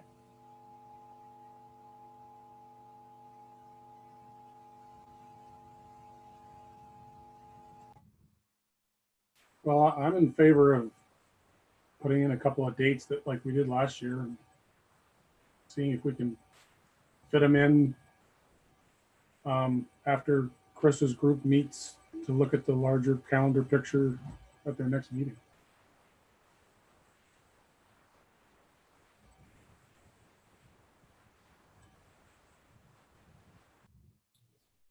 Can I just jump in without waving my hand through my bad video? I think that's something that we could maybe present to the board at our, oh no, because we're not meeting again until the end of December. But we do have that. We could, just schedule something and put it on the 7th, just as one, not as a big conversation topic, but a recommendation for some dates. Yep. How about we can bring this to the Community Engagement Committee as we talk about the other meetings we have to have, and then maybe come up with a recommendation of a date and a sketch of what that might look like. I like the idea of keeping it simple. I'm just hesitant to have that committee take on planning something else, but if we're keeping it pretty simple and it's just about picking a date and Patrick doing his presentation and Q&A, that seems doable. So how soon do we need to meet? Dawn or Patrick, do you have a sense? Should it be in the next week, the next 2 weeks, the next 3 weeks? What would be most helpful to the process that everybody's going through?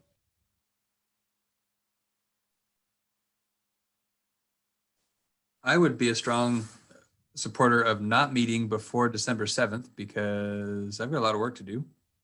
But I would say anytime, I think talking on the 7th for about finding dates for FY22 budget building, I think makes sense. We'd probably want to be starting to look for some possible dates shortly after the 7th.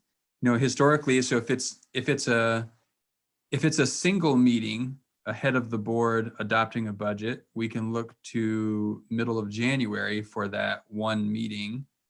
If you're looking for two, then we probably need to look for something before the December board meeting and something before the January board meeting. Is picking the dates and determining how many opportunities you want to engage the community, that's really the big decision, because then structure and format we can mirror last year in terms of the level of detail we provided, all those things that we found to be successful last year, we can replicate with this year's numbers and information. It's really a matter of how many dates and when are they. So the two kinds of presentations are budget presentation and then building presentation, I guess, right? So two kinds of presentations, which are both very important. I'm just thinking we want to give people a heads up too, so they know it's coming. We don't want to say, hey, we're having this meeting in 5 days. And if we wait till the 7th, we might kind of have to do that. So I don't know, but it does have to be integrated. So it's tricky. Krista and then Sarah. So we have plans to do the engagement work around the long term. I just checked our timeline again. We were planning to do those engagement meetings around the long term stuff between like around the 9th and the 30th, that window, big window, but that time frame, because then we're going to spend the couple of weeks in early January looking at this. People will be doing the survey and responding, and we'll be looking at those results. So I wonder if we would want to do some budget stuff toward the end of December. Maybe try to get in one meeting before our December meeting if possible. But again, the engagement committee meets on the 30th of November, so we can try to talk a little bit more about dates. I guess it would be good to know what people think about what's most useful to our planning for and voting on a budget. Is it 2 meetings? Is it 1? I think last year we did 2 on again December 10th and then January 22nd, and again numbers shifted and whatever. So the second one was like a revision sort of meeting, I think. So should we just set one for December now and then sort of take it from there? Does that make more sense, or should we wait to lay everything out? If you're going to have one, I would recommend having it. Yeah. Sorry, I was just going to say have it a little bit later, like in mid-January, because the closer we are to the end of January, the more likely the board's going to act on is going to look like what the community saw. Mm-hmm. Sarah. Yeah, I also I appreciate Krista's point is the community engagement is going to meet on Monday night where they can talk through this and come up with a plan, as long as, Krista and the community engagement committee feels like they have the bandwidth to also, make recommendations to us about timing. But it's clear that Patrick can't meet before December 7th. So I think that we just kind of table that for now, if we can, and have a line item on the agenda on December 7th to revisit. Okay, is everybody on board with that? I think if we didn't have a meeting in December, that for starters, this year's budget's probably not going to be that difficult for people to swallow compared to the ones we've had to try to sell in years prior. So having a meeting in January is like, if the numbers don't vary widely from what we heard today, it's probably going to be fine to have a meeting in January. It's also possible that, and probably likely that people will be asking Patrick, what's this year's budget look like on December 7th when you give that presentation? And it doesn't have to, the update you could give at the December 7th meeting doesn't have to be what we saw tonight. It can be 2 sentences, and you can kind of wrap it up and they have an idea of where we're sitting for the moment. And I'm going to send out highlights that are very detailed about that conversation. And of course, run it by Floyd, Patrick, Don, and Krista first to make sure it's accurate. And if that's, and of course, people can watch this video too. Okay. I'm going to keep us moving along then, since we're going to wait and get the recommendation from the community engagement after they meet next Monday. Okay, so the next item is the Community Engagement Committee update, and Krista is going to share her screen to share a document with us. I don't know if I can, or I need to get. Can you send the document to Patrick, and maybe Patrick can? Yep, I can do that. That's probably the easiest. Actually, Krista, I can make you host, and you can have Okay. permission, and you can return host to me after you're done sharing, if that's easier. Okay. You should be set now. Oh, I think I have it. Okay.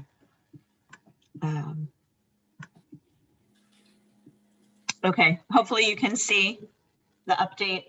And just for any visitors or folks that are not on the board, the reason this wasn't prepared before, it was prepared, but the wrong link went on the agenda. So this will be in the minutes for reference in the future. So this is just a quick update about what we've been working on. And the only thing to add to what you see here is that Rob and Meredith and I met to review everyone's comments from the Community Engagement Committee and the board on the survey.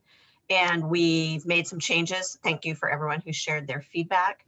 But we're going to wait until after the December 7th presentation from Patrick to finalize that, because we may shift some language and we're going to be adding in some things after that presentation. So before it's complete and ready to be sent out, we'll make sure the board gets to see it. But other than that, we're just moving ahead on our process. So you can see the minutes from our meeting in this update as well. And that's all.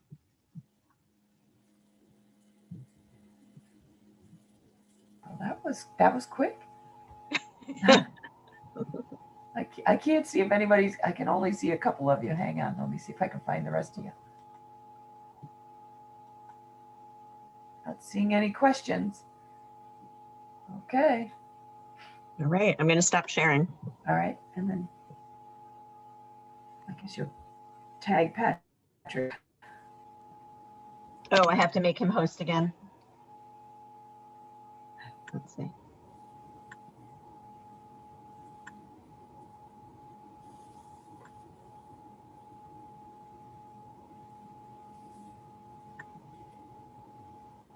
Okay, I'll just keep going while you're figuring that out. Yep, I think we got it. All right, so next is an update on the facilities feasibility study subcommittee. So Kevin.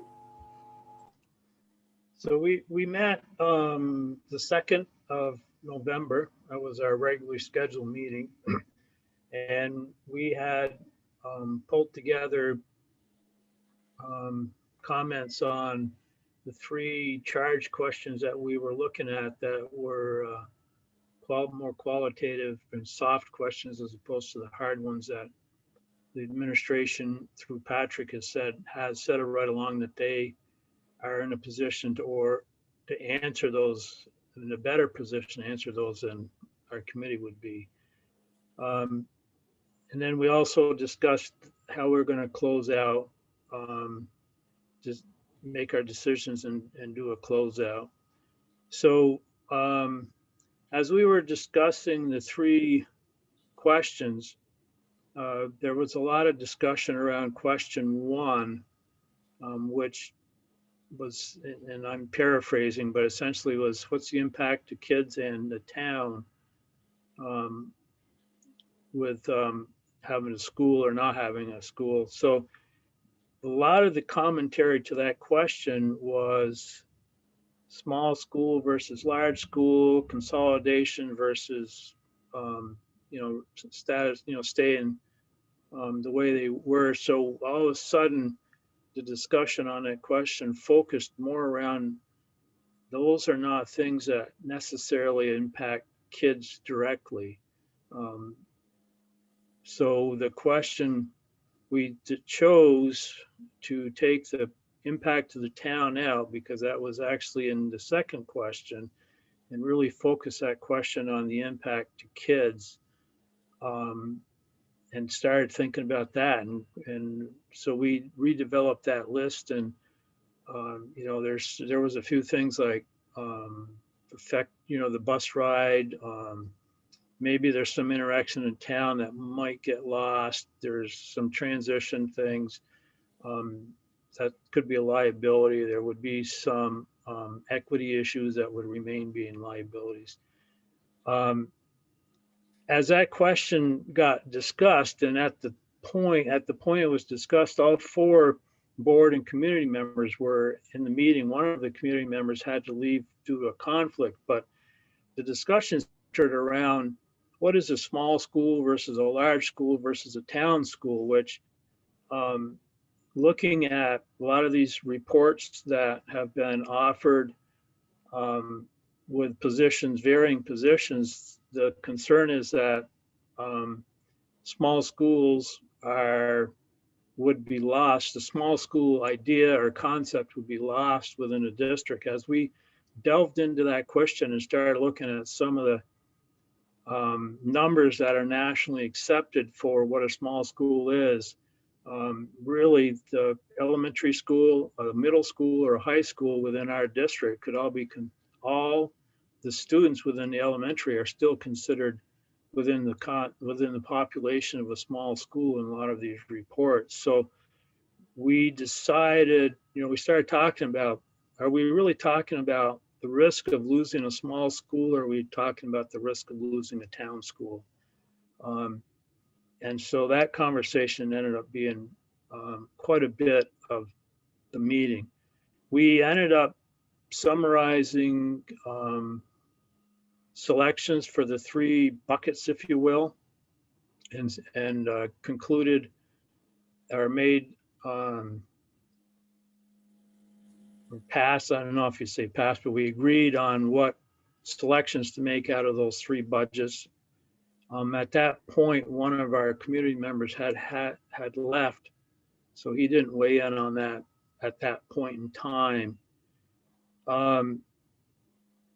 And then we talked very briefly about what sort of a report out would be suitable, and the proposal was to write a report, if you will, and tie all the information together. We ended up adjourning that meeting, but deciding that we needed to have another meeting on the 18th to review our report out and finalize. We also, since we did such a drastic change on what we were calling the first question of the soft questions, we decided we'd take one more look at it. So we had another meeting on the 18th. We reviewed that one question. There was one change to it, and it was pretty much agreed upon that would stand. And then we went through the report and ended up adopting the report. There was one community member that asked to have included some commentary of his, and that was added to the report underneath another view by that particular community member.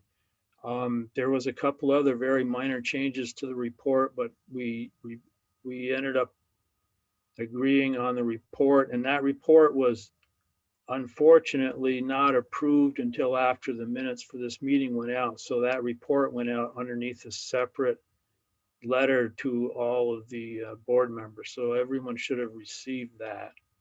And that would, that pretty much ended up being the final activity of our committee. We have not made plans for another meeting because we've made the report out with our 3 bucket choices, if you will, and then consolidated all the backup information, if you will, into the report. So it's all combined into this one deliverable, if you will.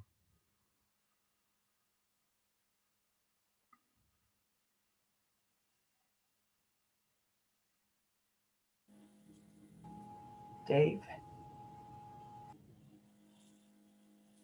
So is there data available or either through the superintendent's office or the town offices, what the tax implications would be if the schools were not to have students anymore? I mean, we talk about closing schools, but the buildings will still be there. Presumably, they're not going to be bulldozed, and they'll require some heat and some maintenance and maybe some uses. But those will be costs to the local community. So I just wondered if there was data available that indicated those costs.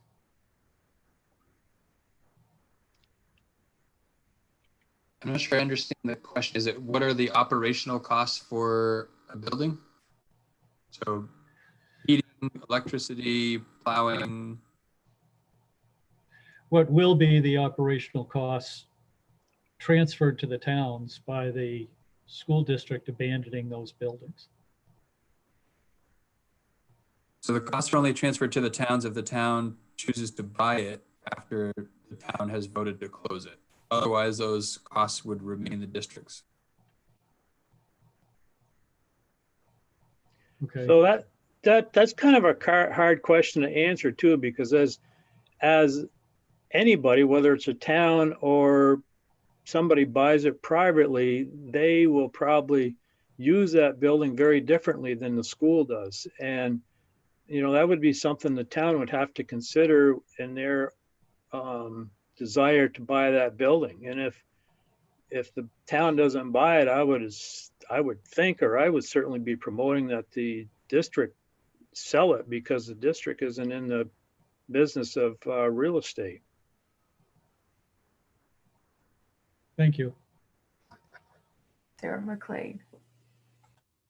Yes, so the report ends, the conclusion of the report has a sentence that this was a high-level discussion and analysis. And I don't understand what that means. So can you help me explain that, given that you didn't have any financial information? And so so I'm curious what that means in the context of the subcommittee's selections.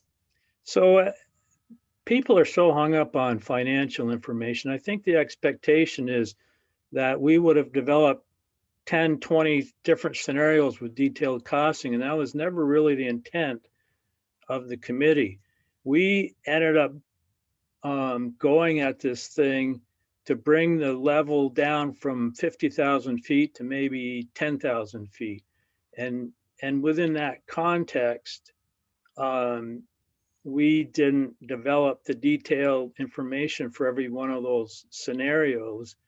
And as previous discussions had laid out, the whole idea of hiring NESDEC and having this committee to give another perspective was to avoid an expensive study. So we didn't go into that level of depth, nor were we charged or have the finances to go into that level of depth. Sarah LaPearl, and then, wait, Sarah McLean, was that a follow-up? Yeah. So I guess I said the financial information. I do think the financial information would have been pertinent to this, given that it's a financial crisis that is guiding this whole process. But even just, you know, in part of the report, it says travel time, and says, while this would affect transport time, it would likely have a limited impact on activities, as generally people hop in their car and go to Chittenden County to shop. And so that was used as a as a listing of a possible liability, but then it was saying like, oh, travel time, but people are shopping anyways at a distance. And so that doesn't seem like a solid piece of evidence. That seems like an interpretation of, I don't know what that is. So can you remind me of where you pulled that sentence out of? It actually shows up in a couple of different places. It shows up, I think, both CQ2 and CQ3. My note here has it CQ3 liability, but I had seen it prior to CQ3. I think I had seen it also in CQ2. So both of those questions 1, 2, and 3 were qualitative questions. So a lot of the information in those questions were the perspectives of committee members, and they may or may not be based on fact. It may be a perception of how they see the 5 towns operating. I mean, the whole reason that the administration was looking for the committee to have input on those 3 questions in particular was they're all soft answers for them. Sarah LaPearl. We, just to back up a little bit about the financial stuff, Patrick really felt uncomfortable presenting to the committee, the subcommittee, the same thing that he was then going to present to the board. And so because of that, we really pulled ourselves back a bunch of steps, because it then would have been sort of like the subcommittee giving this like blessing to then him go and, you know, present it to the board. And that's not what it was intended to be. So that's one major reason why we didn't actually dive into the financials, because we as a board are going to be diving into all of the financial stuff with him. So it's just another way of thinking about it.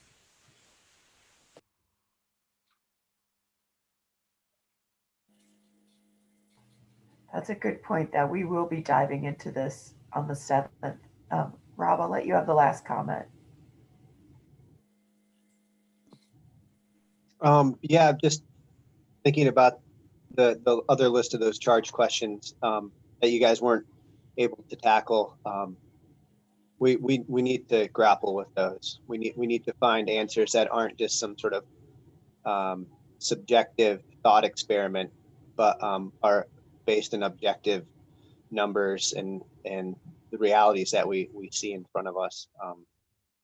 And so I just want to make sure that we do spend the time to address those. And I'll alleviate hopefully some anxiety by stating that I will providing you more financials than you can shake a stick at when I'm presenting my work on December 7th. And I'll be addressing each one of the 18 questions, and I'll be identifying whether they were answered or not answered by the facilities committee. And the piece that I think is important to raise, like as thinking about your comment, Rob, about, you know, sort of looking at the hard data related to each of those questions, like let me read you a question and let's understand what's the hard data that the facilities committee could have discussed around this essential question. This is one of the 18. If cross-training of staff were required to staff our current facilities, what would that look like? I don't know what that hard data would be. That's a philosophical question, and there's a certain degree of expertise in the field of education needed to even weigh in on that question and what its impact would be. So to think that the facilities committee was going to spend time advising me on what cross-training could look like and the impact that would have on our students didn't seem like a great use of their time. That's one example of some that fit that same concept. And there isn't going to be hard data. We're not going to find research on what cross-training of staff can look like in our particular scenario. And so that there are several of the 18 that are similar in that regard. Okay, more that we'll get into, and those questions would be great for people to familiarize themselves with them before we meet on the 7th and go start figuring out what we're going to do. Okay. Getting close. Well, we're at 8:16 and we still have a couple more things to do. Next on our agenda is the update from the legislative update and from VSBA. And Dave, before you get started, Dave had me forward on a letter to you all to look at. He wants feedback on that letter. So if you would be willing to, just to shorten up the update tonight, if you'd be willing to send me any feedback you have, I will forward it on to Dave so we don't try to wordsmith here in this meeting. But Dave, you can give your update right now. That would be great if people would just send their comments. So the meeting was fairly brief, I guess. We went over the handbook. There is a handbook for state school board members. It's on their website if you want to access it. Then we went over the strategic plan and there are good things happening at the state level. That's also on their website if you want to look at the details, or I have a copy I can forward to you, I think, if I can figure out Google. Then the structural things we did was we appointed a person to the Act 11 Bargaining Commission. That's the healthcare bargaining between the union and the State Board of Education. Not the State Board of the Vermont School Boards Association to come up with a healthcare plan available to teachers and other school staff. We reappointed Gio to that board. Some of you probably know him. I think he's a long-term Vermont School Board Association member and active person. We also adopted a process to appoint someone to the VHI board. So that's available on the website. If you're interested in being on the VHI board, that's the board that designs the plans to meet the agreement that's gotten on between the bargaining of the union and the School Boards Association. They've been very good over the years in designing plans. And if you're interested in that sort of thing, please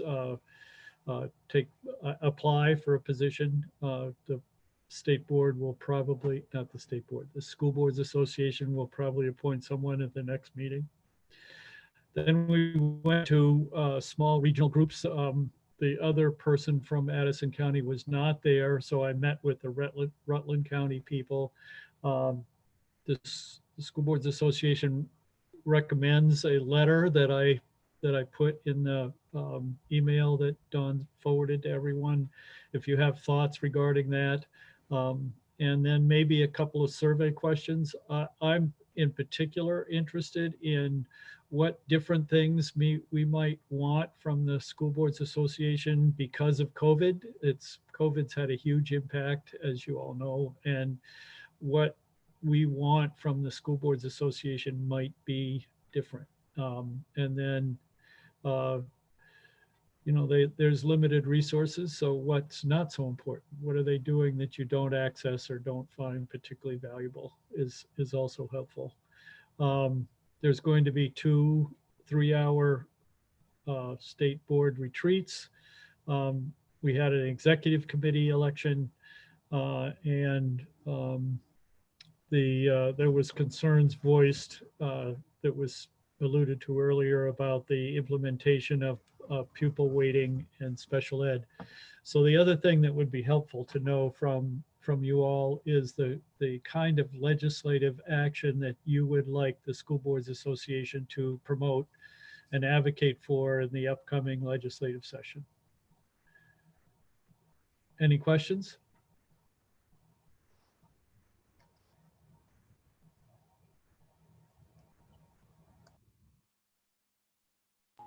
I'm not seeing any questions.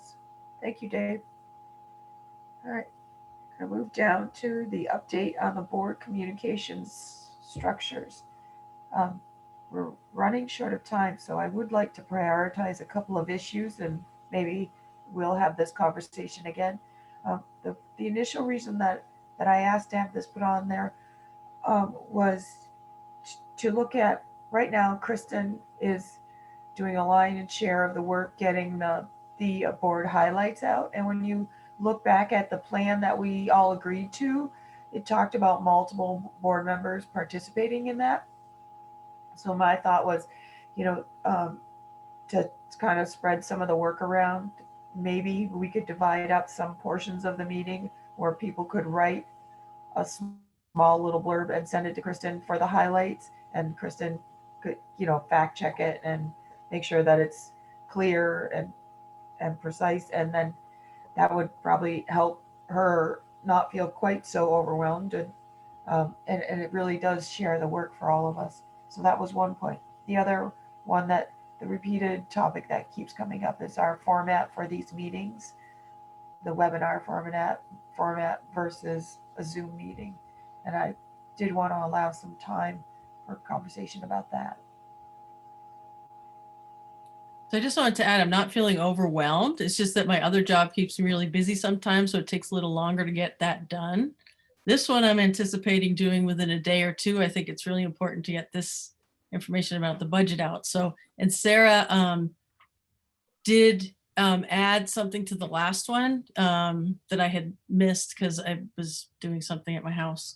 So that was really helpful, Sarah. Thank you. And I thought that was a really good addition.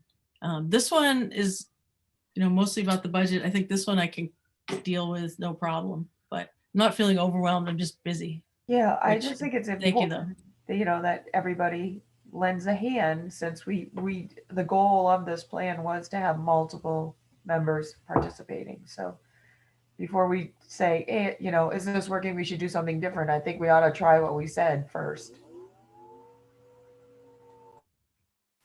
Is it more helpful to have somebody assigned to each meeting on a rotating basis and just have them take care of it, rather than sort of everybody trying to piece a bunch of stuff together and throw it at Kristen and have her have to sort it out and put it into a single package?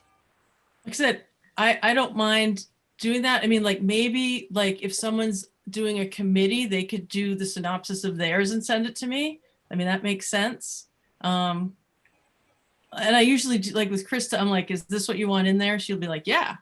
But, that could come to me instead of me having to sort of do that. But for this meeting, it's not that complicated. Kevin maybe could do one for his bit this time, and just send that to me and I can add it. Again, after sending it to everyone for sort of just a check. So maybe for this meeting, if that could happen, that would be great. That's just a suggestion. I'm absolutely willing to help. Just let me know. So maybe if Sarah and I kind of do that, and then we have, because I think it is hard. I mean, so we want some continuity of presentation. I sort of came up with that, and it can evolve certainly, but it's better than what it was last year.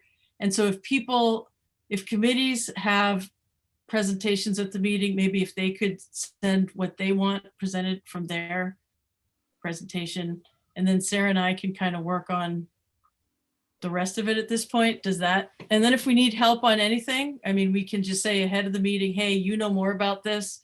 Could you write it up, send it to us, that kind of thing. Do you want to try that for the next meeting or two? Sure, that sounds like a good way to start. Okay.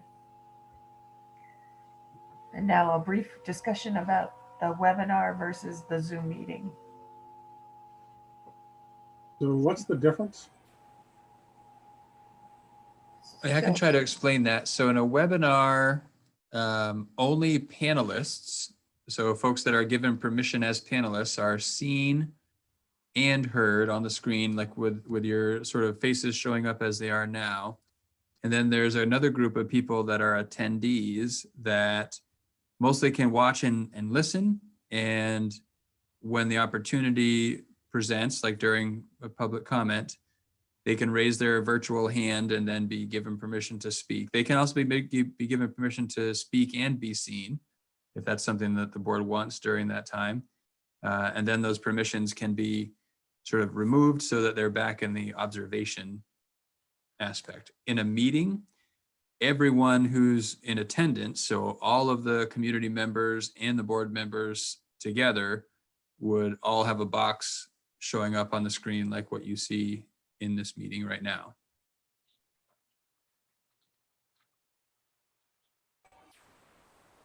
Kevin. So people that are attendees underneath the webinar, do they still see the Hollywood squares, or what do they see? They may have some option. It may be the Hollywood squares like you're describing, or it may be only the person who's speaking. And they may be able to choose. I haven't been an attendee many times. Maybe ever. Just, I guess maybe the better question is what do they see or don't see that would put them at a disadvantage? I think Rob has some information on that. Rob? Yeah, Kevin, to your point, this came to light to me when I first attended one of the feasibility subcommittee meetings. And as a attendee, you don't know who the other attendees are. I liken it to we're having a public meeting in a room with a wall in the middle of the room, and the folks that are in the Hollywood squares are on one side of the wall, and then the other people are on the other side of the wall, and we can't see them, and they can only hear our voice. And I just don't feel good about that. Like it feels like you're not necessarily even at the meeting. I don't see what we lose if everyone feels like they have a seat at the table. And it doesn't feel like you have a seat at the table when you're an attendee in a webinar format, when you're totally locked out. We've done it for our town halls. Patrick has done it for, when he's met with the select boards, where everyone gets to have their little Hollywood square up. And you could still control if, they're able to speak or not. I just, at a time when we're really dealing with some really hard issues, like it comes across as we're trying to hide something, that we're trying to keep people out of the conversation and out of the room. And Sarah, I understand you're shaking your head and you might disagree, but that's how I perceive it. That's how my wife has perceived it. That's how my neighbors have perceived it. And I'm just trying to represent the owners also in saying that people don't feel good about this format that I've heard of. And you might say, well, they're the loud minority, but that's what I hear and that's how I feel. And so I'd love to see everyone who's a attendee to the meetings, they're part of our community. And I'd like to know our community members a little bit better than just a name behind a screen that I have to scroll down to figure out who's even attending the meeting. Sarah LaPearl? Yeah, I mean, I have totally felt your pain as a teacher in remote learning, with kids being able to not show their faces, etc. It's really challenging, and I totally get that. And I think that there would be an appropriate time and place within the meeting to have that open format. But when it comes down to actually getting board work done, if you have 100 people in your meeting, that fills your screen, and we are already like kind of behind on time all the time. And I just think it makes us even more inefficient. So it's not about not wanting to have the people at the conversation, but the people for the bulk of our meetings aren't in that part of the conversation anyway. So I think it would be helpful to have people at that part of the meeting when they're part of the conversation and not when they're not. So it's not that I disagree with you. I just think there's a time and a place. Sarah McLean.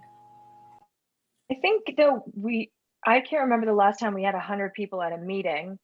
I think right now we typically have between none and 10 at most. And hopefully this format will be short-lived. And I don't see what the disadvantages are of not including everybody, seeing their faces the same way we would if we were in the cafeteria at Mount Abe. The people that stick around, we're looking at them, every decision that we're making, all the conversations that we're having, we're being held accountable by seeing our owners that show up to the meeting. And we've been asked by community members to allow this. Krista. Sorry. I'm just glad one thing I would point out is that I'm glad we're having the conversation, because I think, Zoom is new for all of us. We're trying to figure out how to do it well. But I think it's important for us to have this conversation of choosing the tool. I think that's important. And the other thing I would just say is the disadvantages that I see to having it be an open meeting, I don't think are insurmountable, but I do think they would need to be addressed, which are facilitation help. So if Dawn is running the meeting, like I know when I run a community engagement meeting and I don't do webinar format, but it can get really stressful trying to stay on the agenda, make sure everyone's called on, pay attention to time. It's a lot for one person.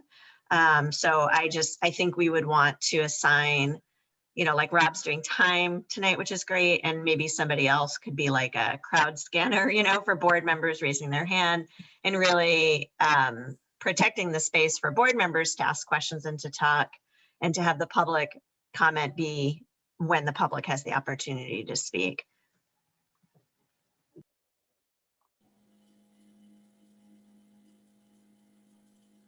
Andrew had his hand up. Andrew, yeah. Andrew.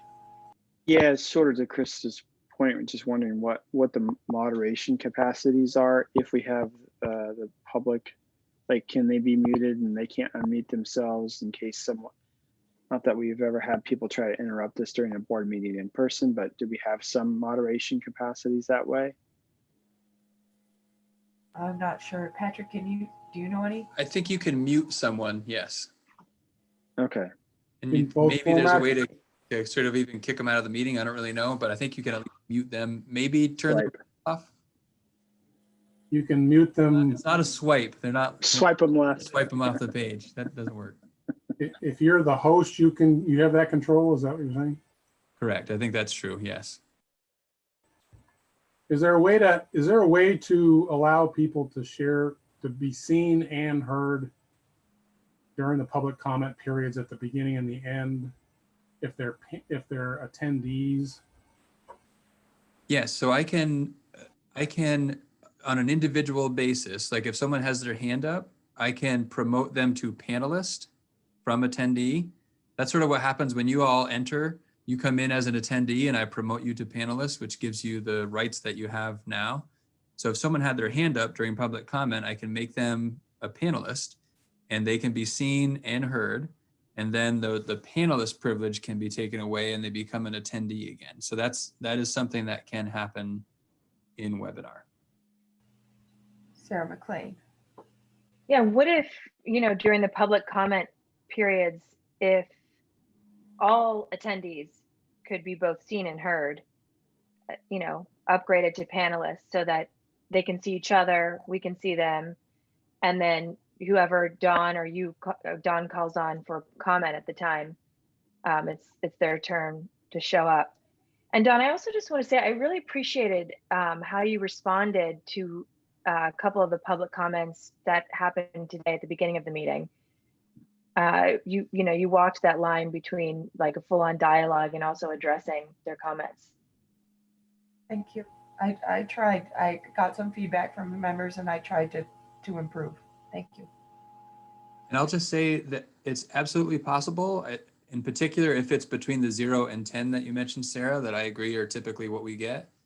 When we have a lot of attendees, it's a one at a time, right? So I would have to one by one let however many people in as a panelist, and then one by one make them no longer panelists. So there's a time lag that could happen. That's the only concern there. Andrew.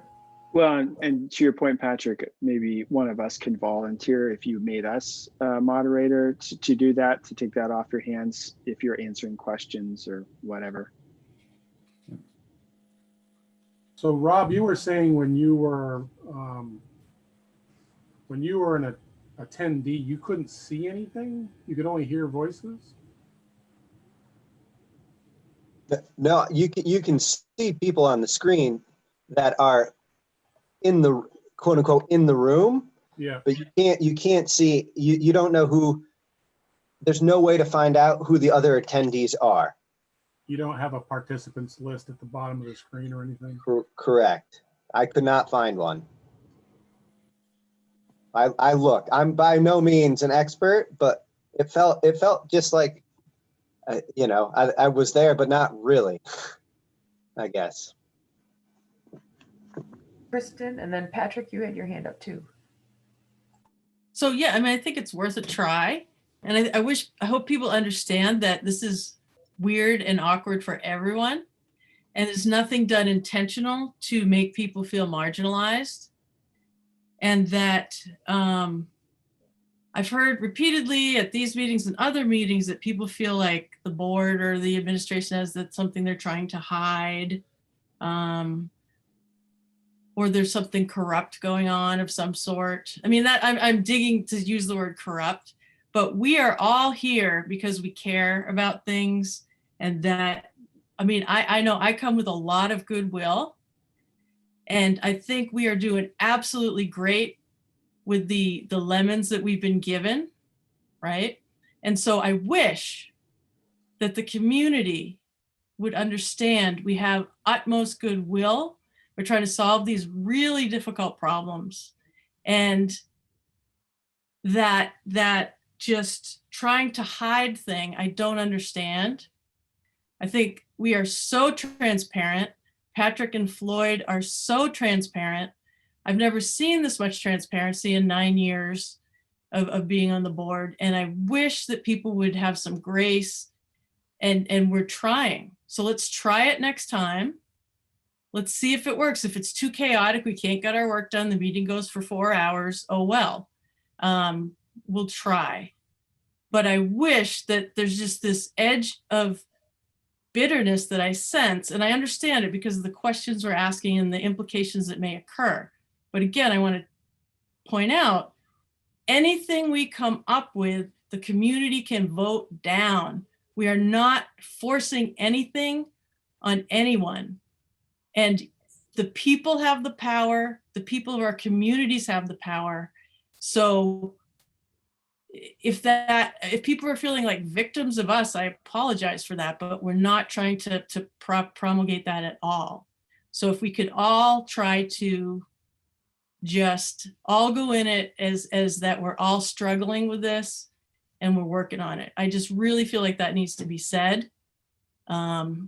At least that's where I'm coming from. And that's what I've seen from the integrity of the administration to everyone on this board. And I appreciate that. So enough said, but I really feel like it's important to put that out there. Thank you. Patrick, you had your hand up. Yeah, I want to echo what Krista said, that it's great to be having this conversation. I think it's a healthy conversation wherever the decision lands. I think it's important. There are two thoughts that come to mind that I think are important for the board to consider as they weigh this decision. One is to think carefully about the idea that everyone who shows up gets a seat at the table, because as elected officials, you are elected to have a seat at the table. And if everyone who shows up gets a seat at the table, what does it then mean to be an elected official on this board? And what does that indicate to constituents? I think that's important to think about. And what does it mean to have a seat at the table? The other thing that I think is important to consider is this board has an obligation to the ownership, as much to the owners that don't show up ever, as it does to the owners that show up at every meeting. And I think this board needs to think about the time it gives to all constituents, not necessarily exclusive rights to the most present or most vocal. And that's something the board has wrestled with, that the community engagement committee has wrestled with, is how to engage the folks that we never hear from. But this board represents that group as much as any other. And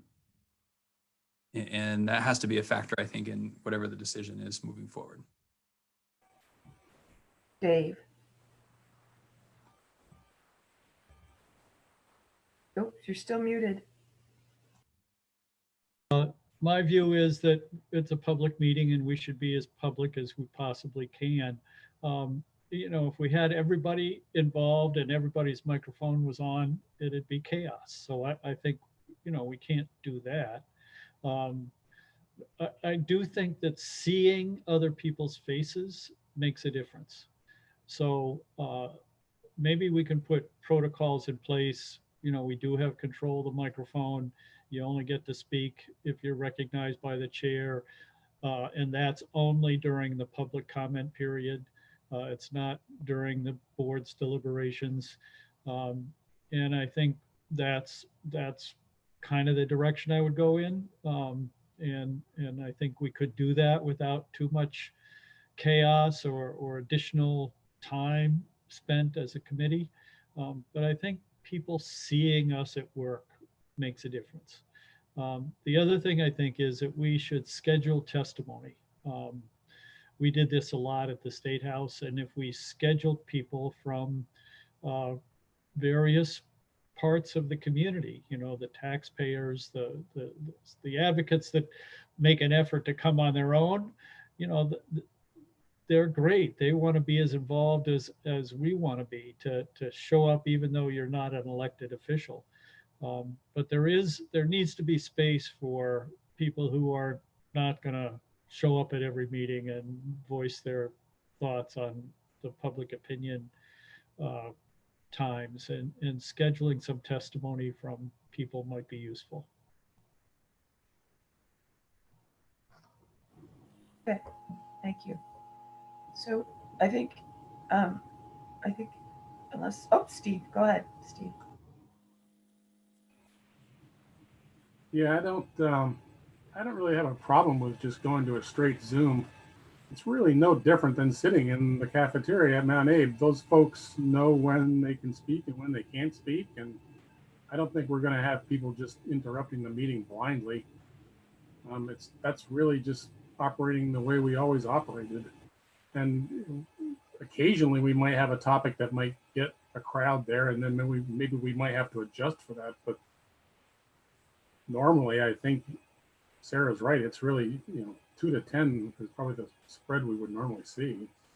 I've attended a couple of select board meetings, and they're just wide open Zoom, and I thought they worked fine.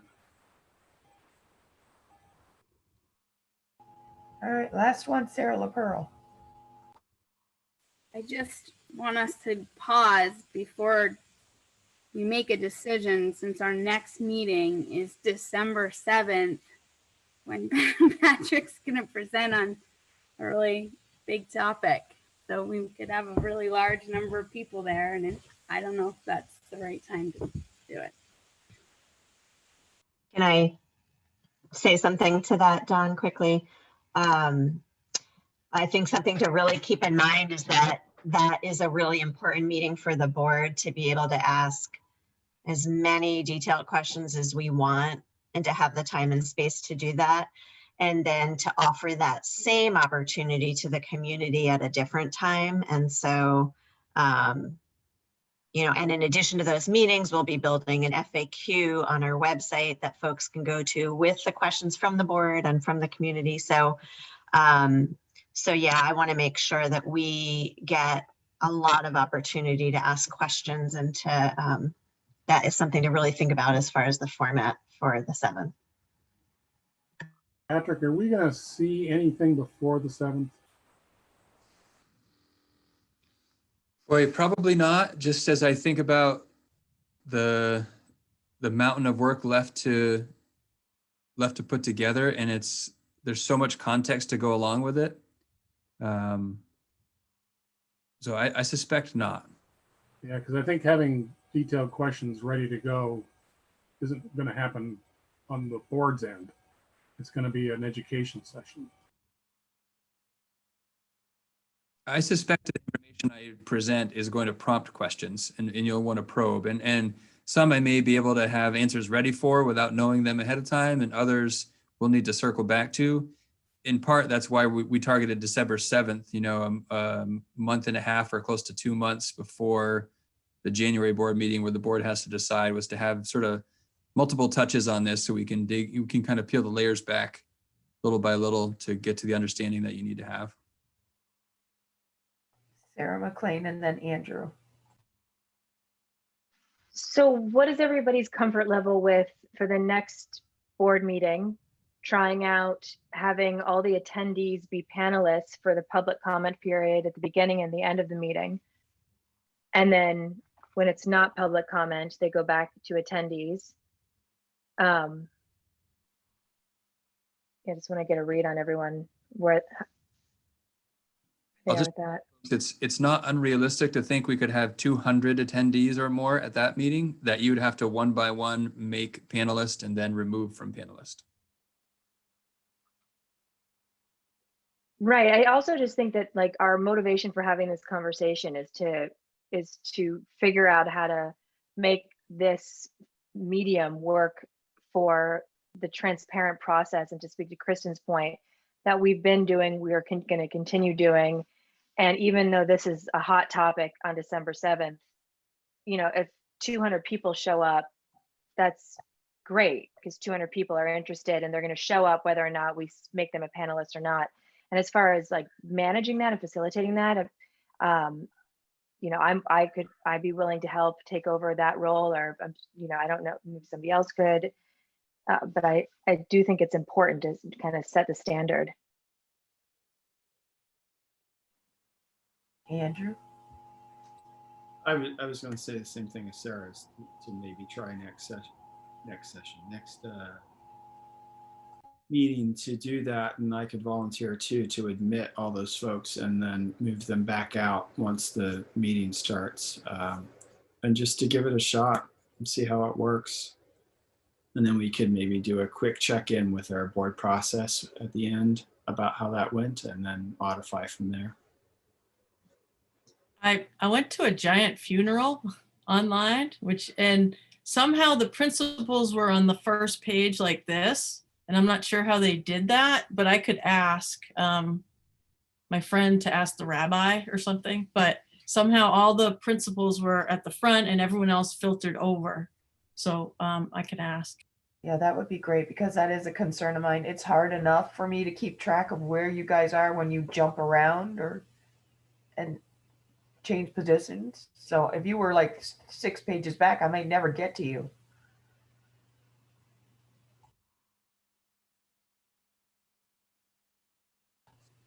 Have numbers that exceed what can fit on one screen, constituents lose track of who's board member and who's not. So that would help with that as well. Yep. All right. So when this, Sarah, when you brought it up, there were nods of heads. So I guess it looks like we'll give it a try to our best, you know, the best we can.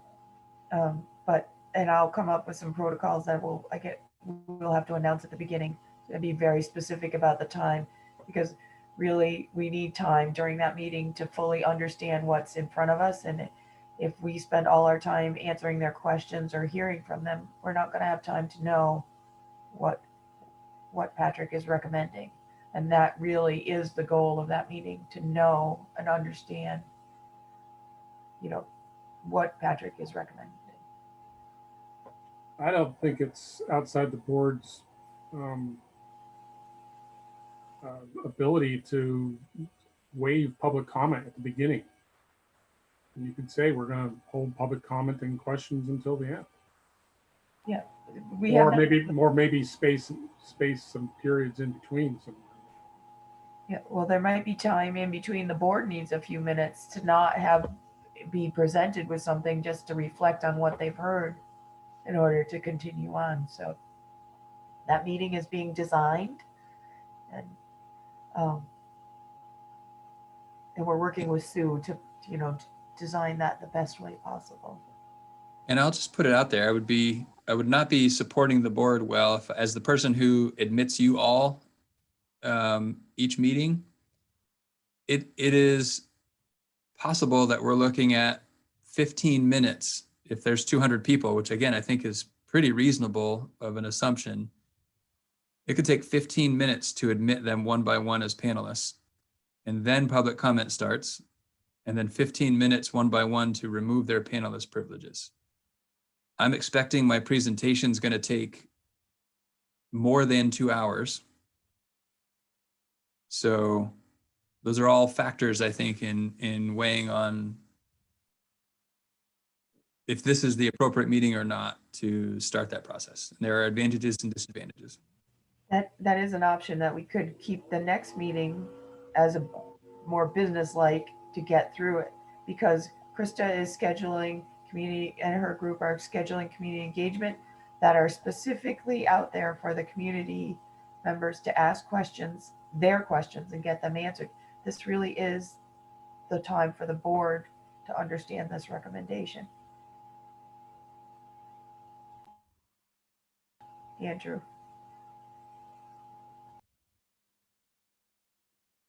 Muted, Andrew. We wouldn't have a public comment period then. Patrick, are we labeling it as a special meeting? It's warned in plenty of time. It doesn't have to be a special meeting. Okay. But it certainly can be. Yeah. I'm just wondering, like a modification to the large turnout would be that we would just admit folks as panelists who wanted to talk during public comment, and then we could put them back and then do it one by one. Because there are probably a lot of folks who aren't actually going to make a comment. They're just there to listen. Sarah McLean. I've been looking into the public participation at board meetings policy of our district, and then also I just randomly grabbed the Champlain Valley School District's policy.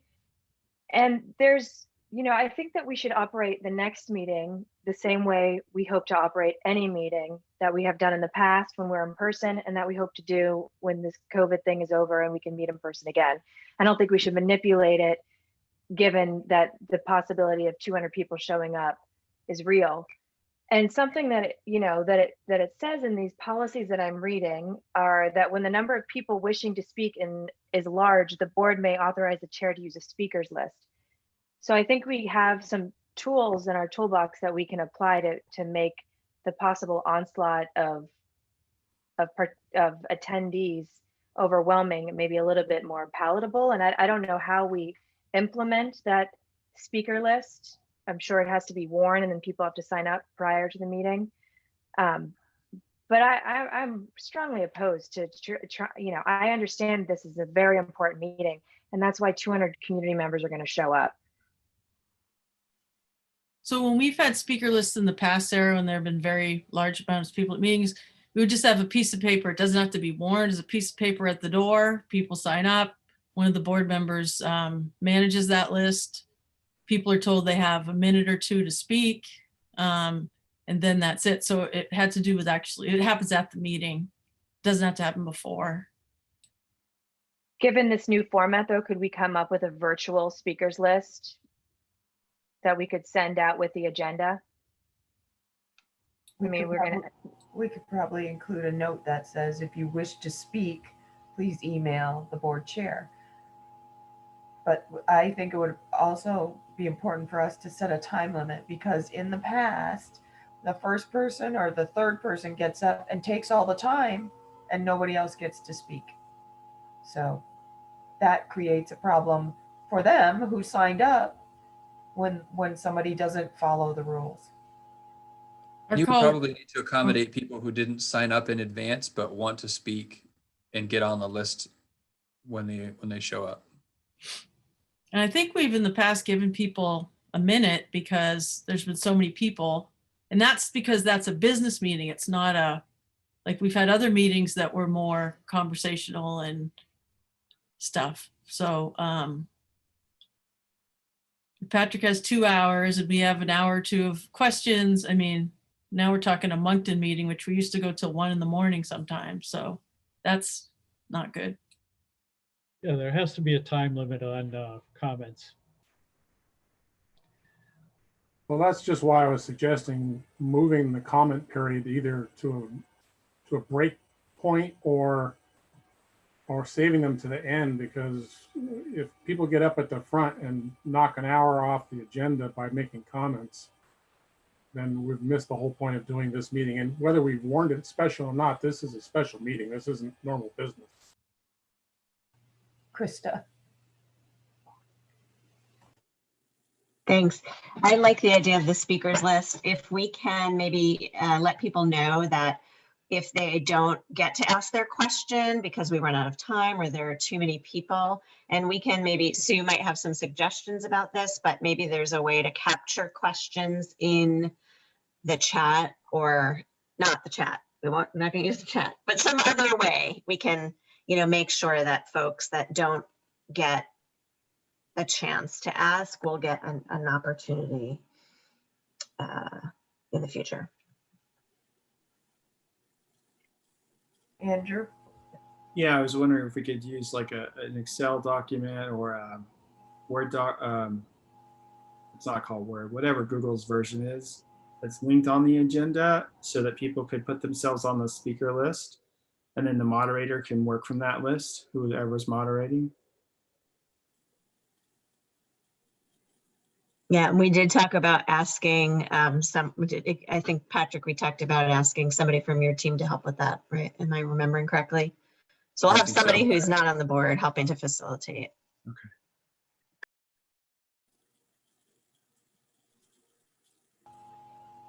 Okay, it sounds like we're gonna try it and try to really structure the meeting so that we still have time to do our work.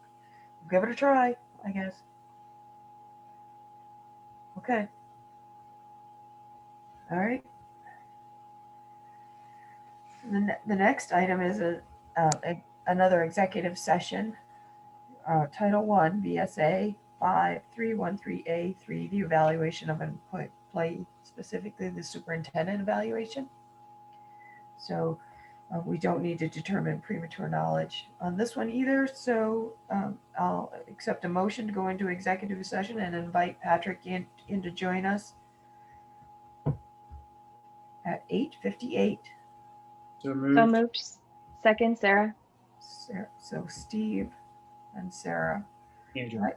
All those in favor of going into executive session under Title I, VSA 5313A, the evaluation of an employee, please say aye.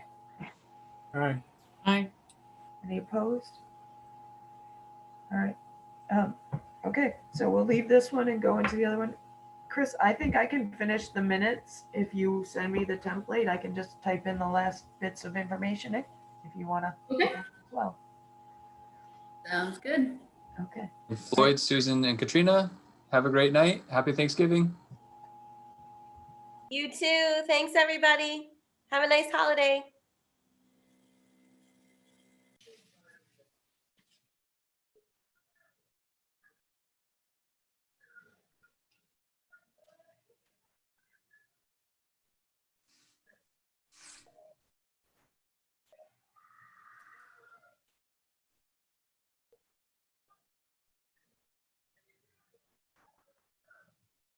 Okay, it looks like we're back. All right, so the next item is an action item to authorize the chair to sign or to make language changes to the superintendent's contract as prepared by board counsel. So moved, Andrew. Andrew, okay. Is there a second? I'll second it. Sarah Leperol. Okay, any discussion? All those in favor, please say aye or give a thumbs up. Aye. Aye. All right, any opposed? Any abstention? All right. Next is a board statement regarding the superintendent evaluation. So Superintendent Reed has met the board's expectations towards achieving the ends in the monitoring reports dated from November of 2019 to November of 2020. He has demonstrated compliance with board policies. Superintendent Reed has worked diligently to lead and guide MAUSD. He continually demonstrates ethics, fairness, and collaboration in his day-to-day work. Superintendent Reed is a most valuable asset to our organization, and we look forward to continued work under his leadership to improve the outcomes for our learners as outlined in our ends policy. Anyone else want to add anything to that? I'd just like to add my appreciation for Patrick's work in helping us to build upon our relationship with our community members and the goodwill and trust we are trying and working hard to foster.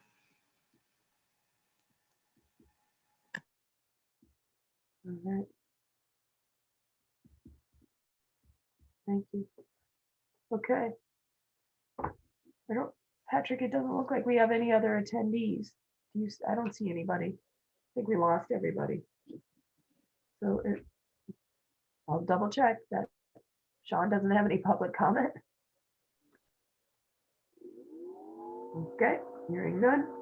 The meeting evaluation, any chance somebody has that up? Okay, Andrew. What is the level of engagement of all board members, high or low? Thumbs up for high, thumbs down for low.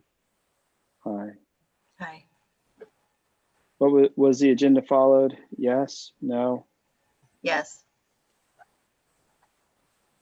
Any comments? All right. Does the chair effectively establish the agenda and materials for distribution to the board? Yes or no? Okay. Comments, any? Got to get better about getting stuff on the agenda beforehand. I had one other comment to that is thinking of a backup for if our Zoom link doesn't work, where we can get that out to the public in a faster way. Like if they can't get on, who do they get in touch with then to maybe get that link if they're not part of the board group email and stuff like that, just to be thoughtful moving forward.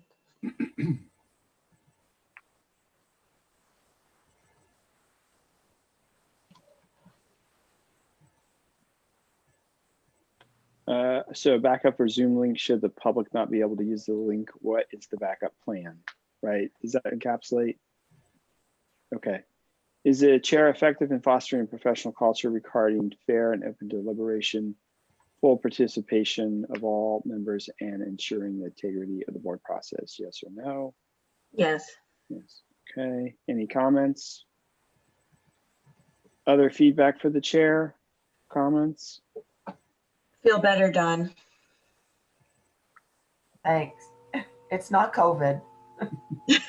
Whatever it is, doesn't sound fun. What went well with the meeting? Any comments? None. I think we had some important discussions and I'm glad we did. Agreed.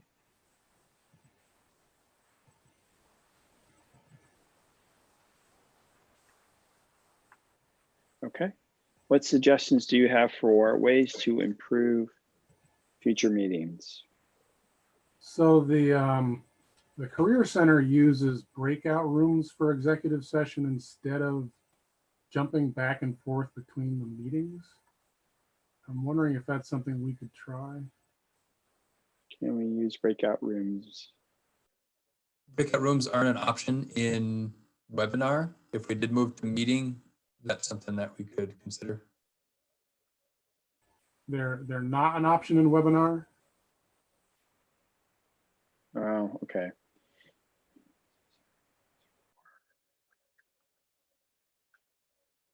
Okay, any other comments to improve future meetings? Okay, done. All right, I need a motion to adjourn. So moved. Second. Andrew and Kristen. All right, all those in favor of adjourning at 9:35, please say aye. Aye.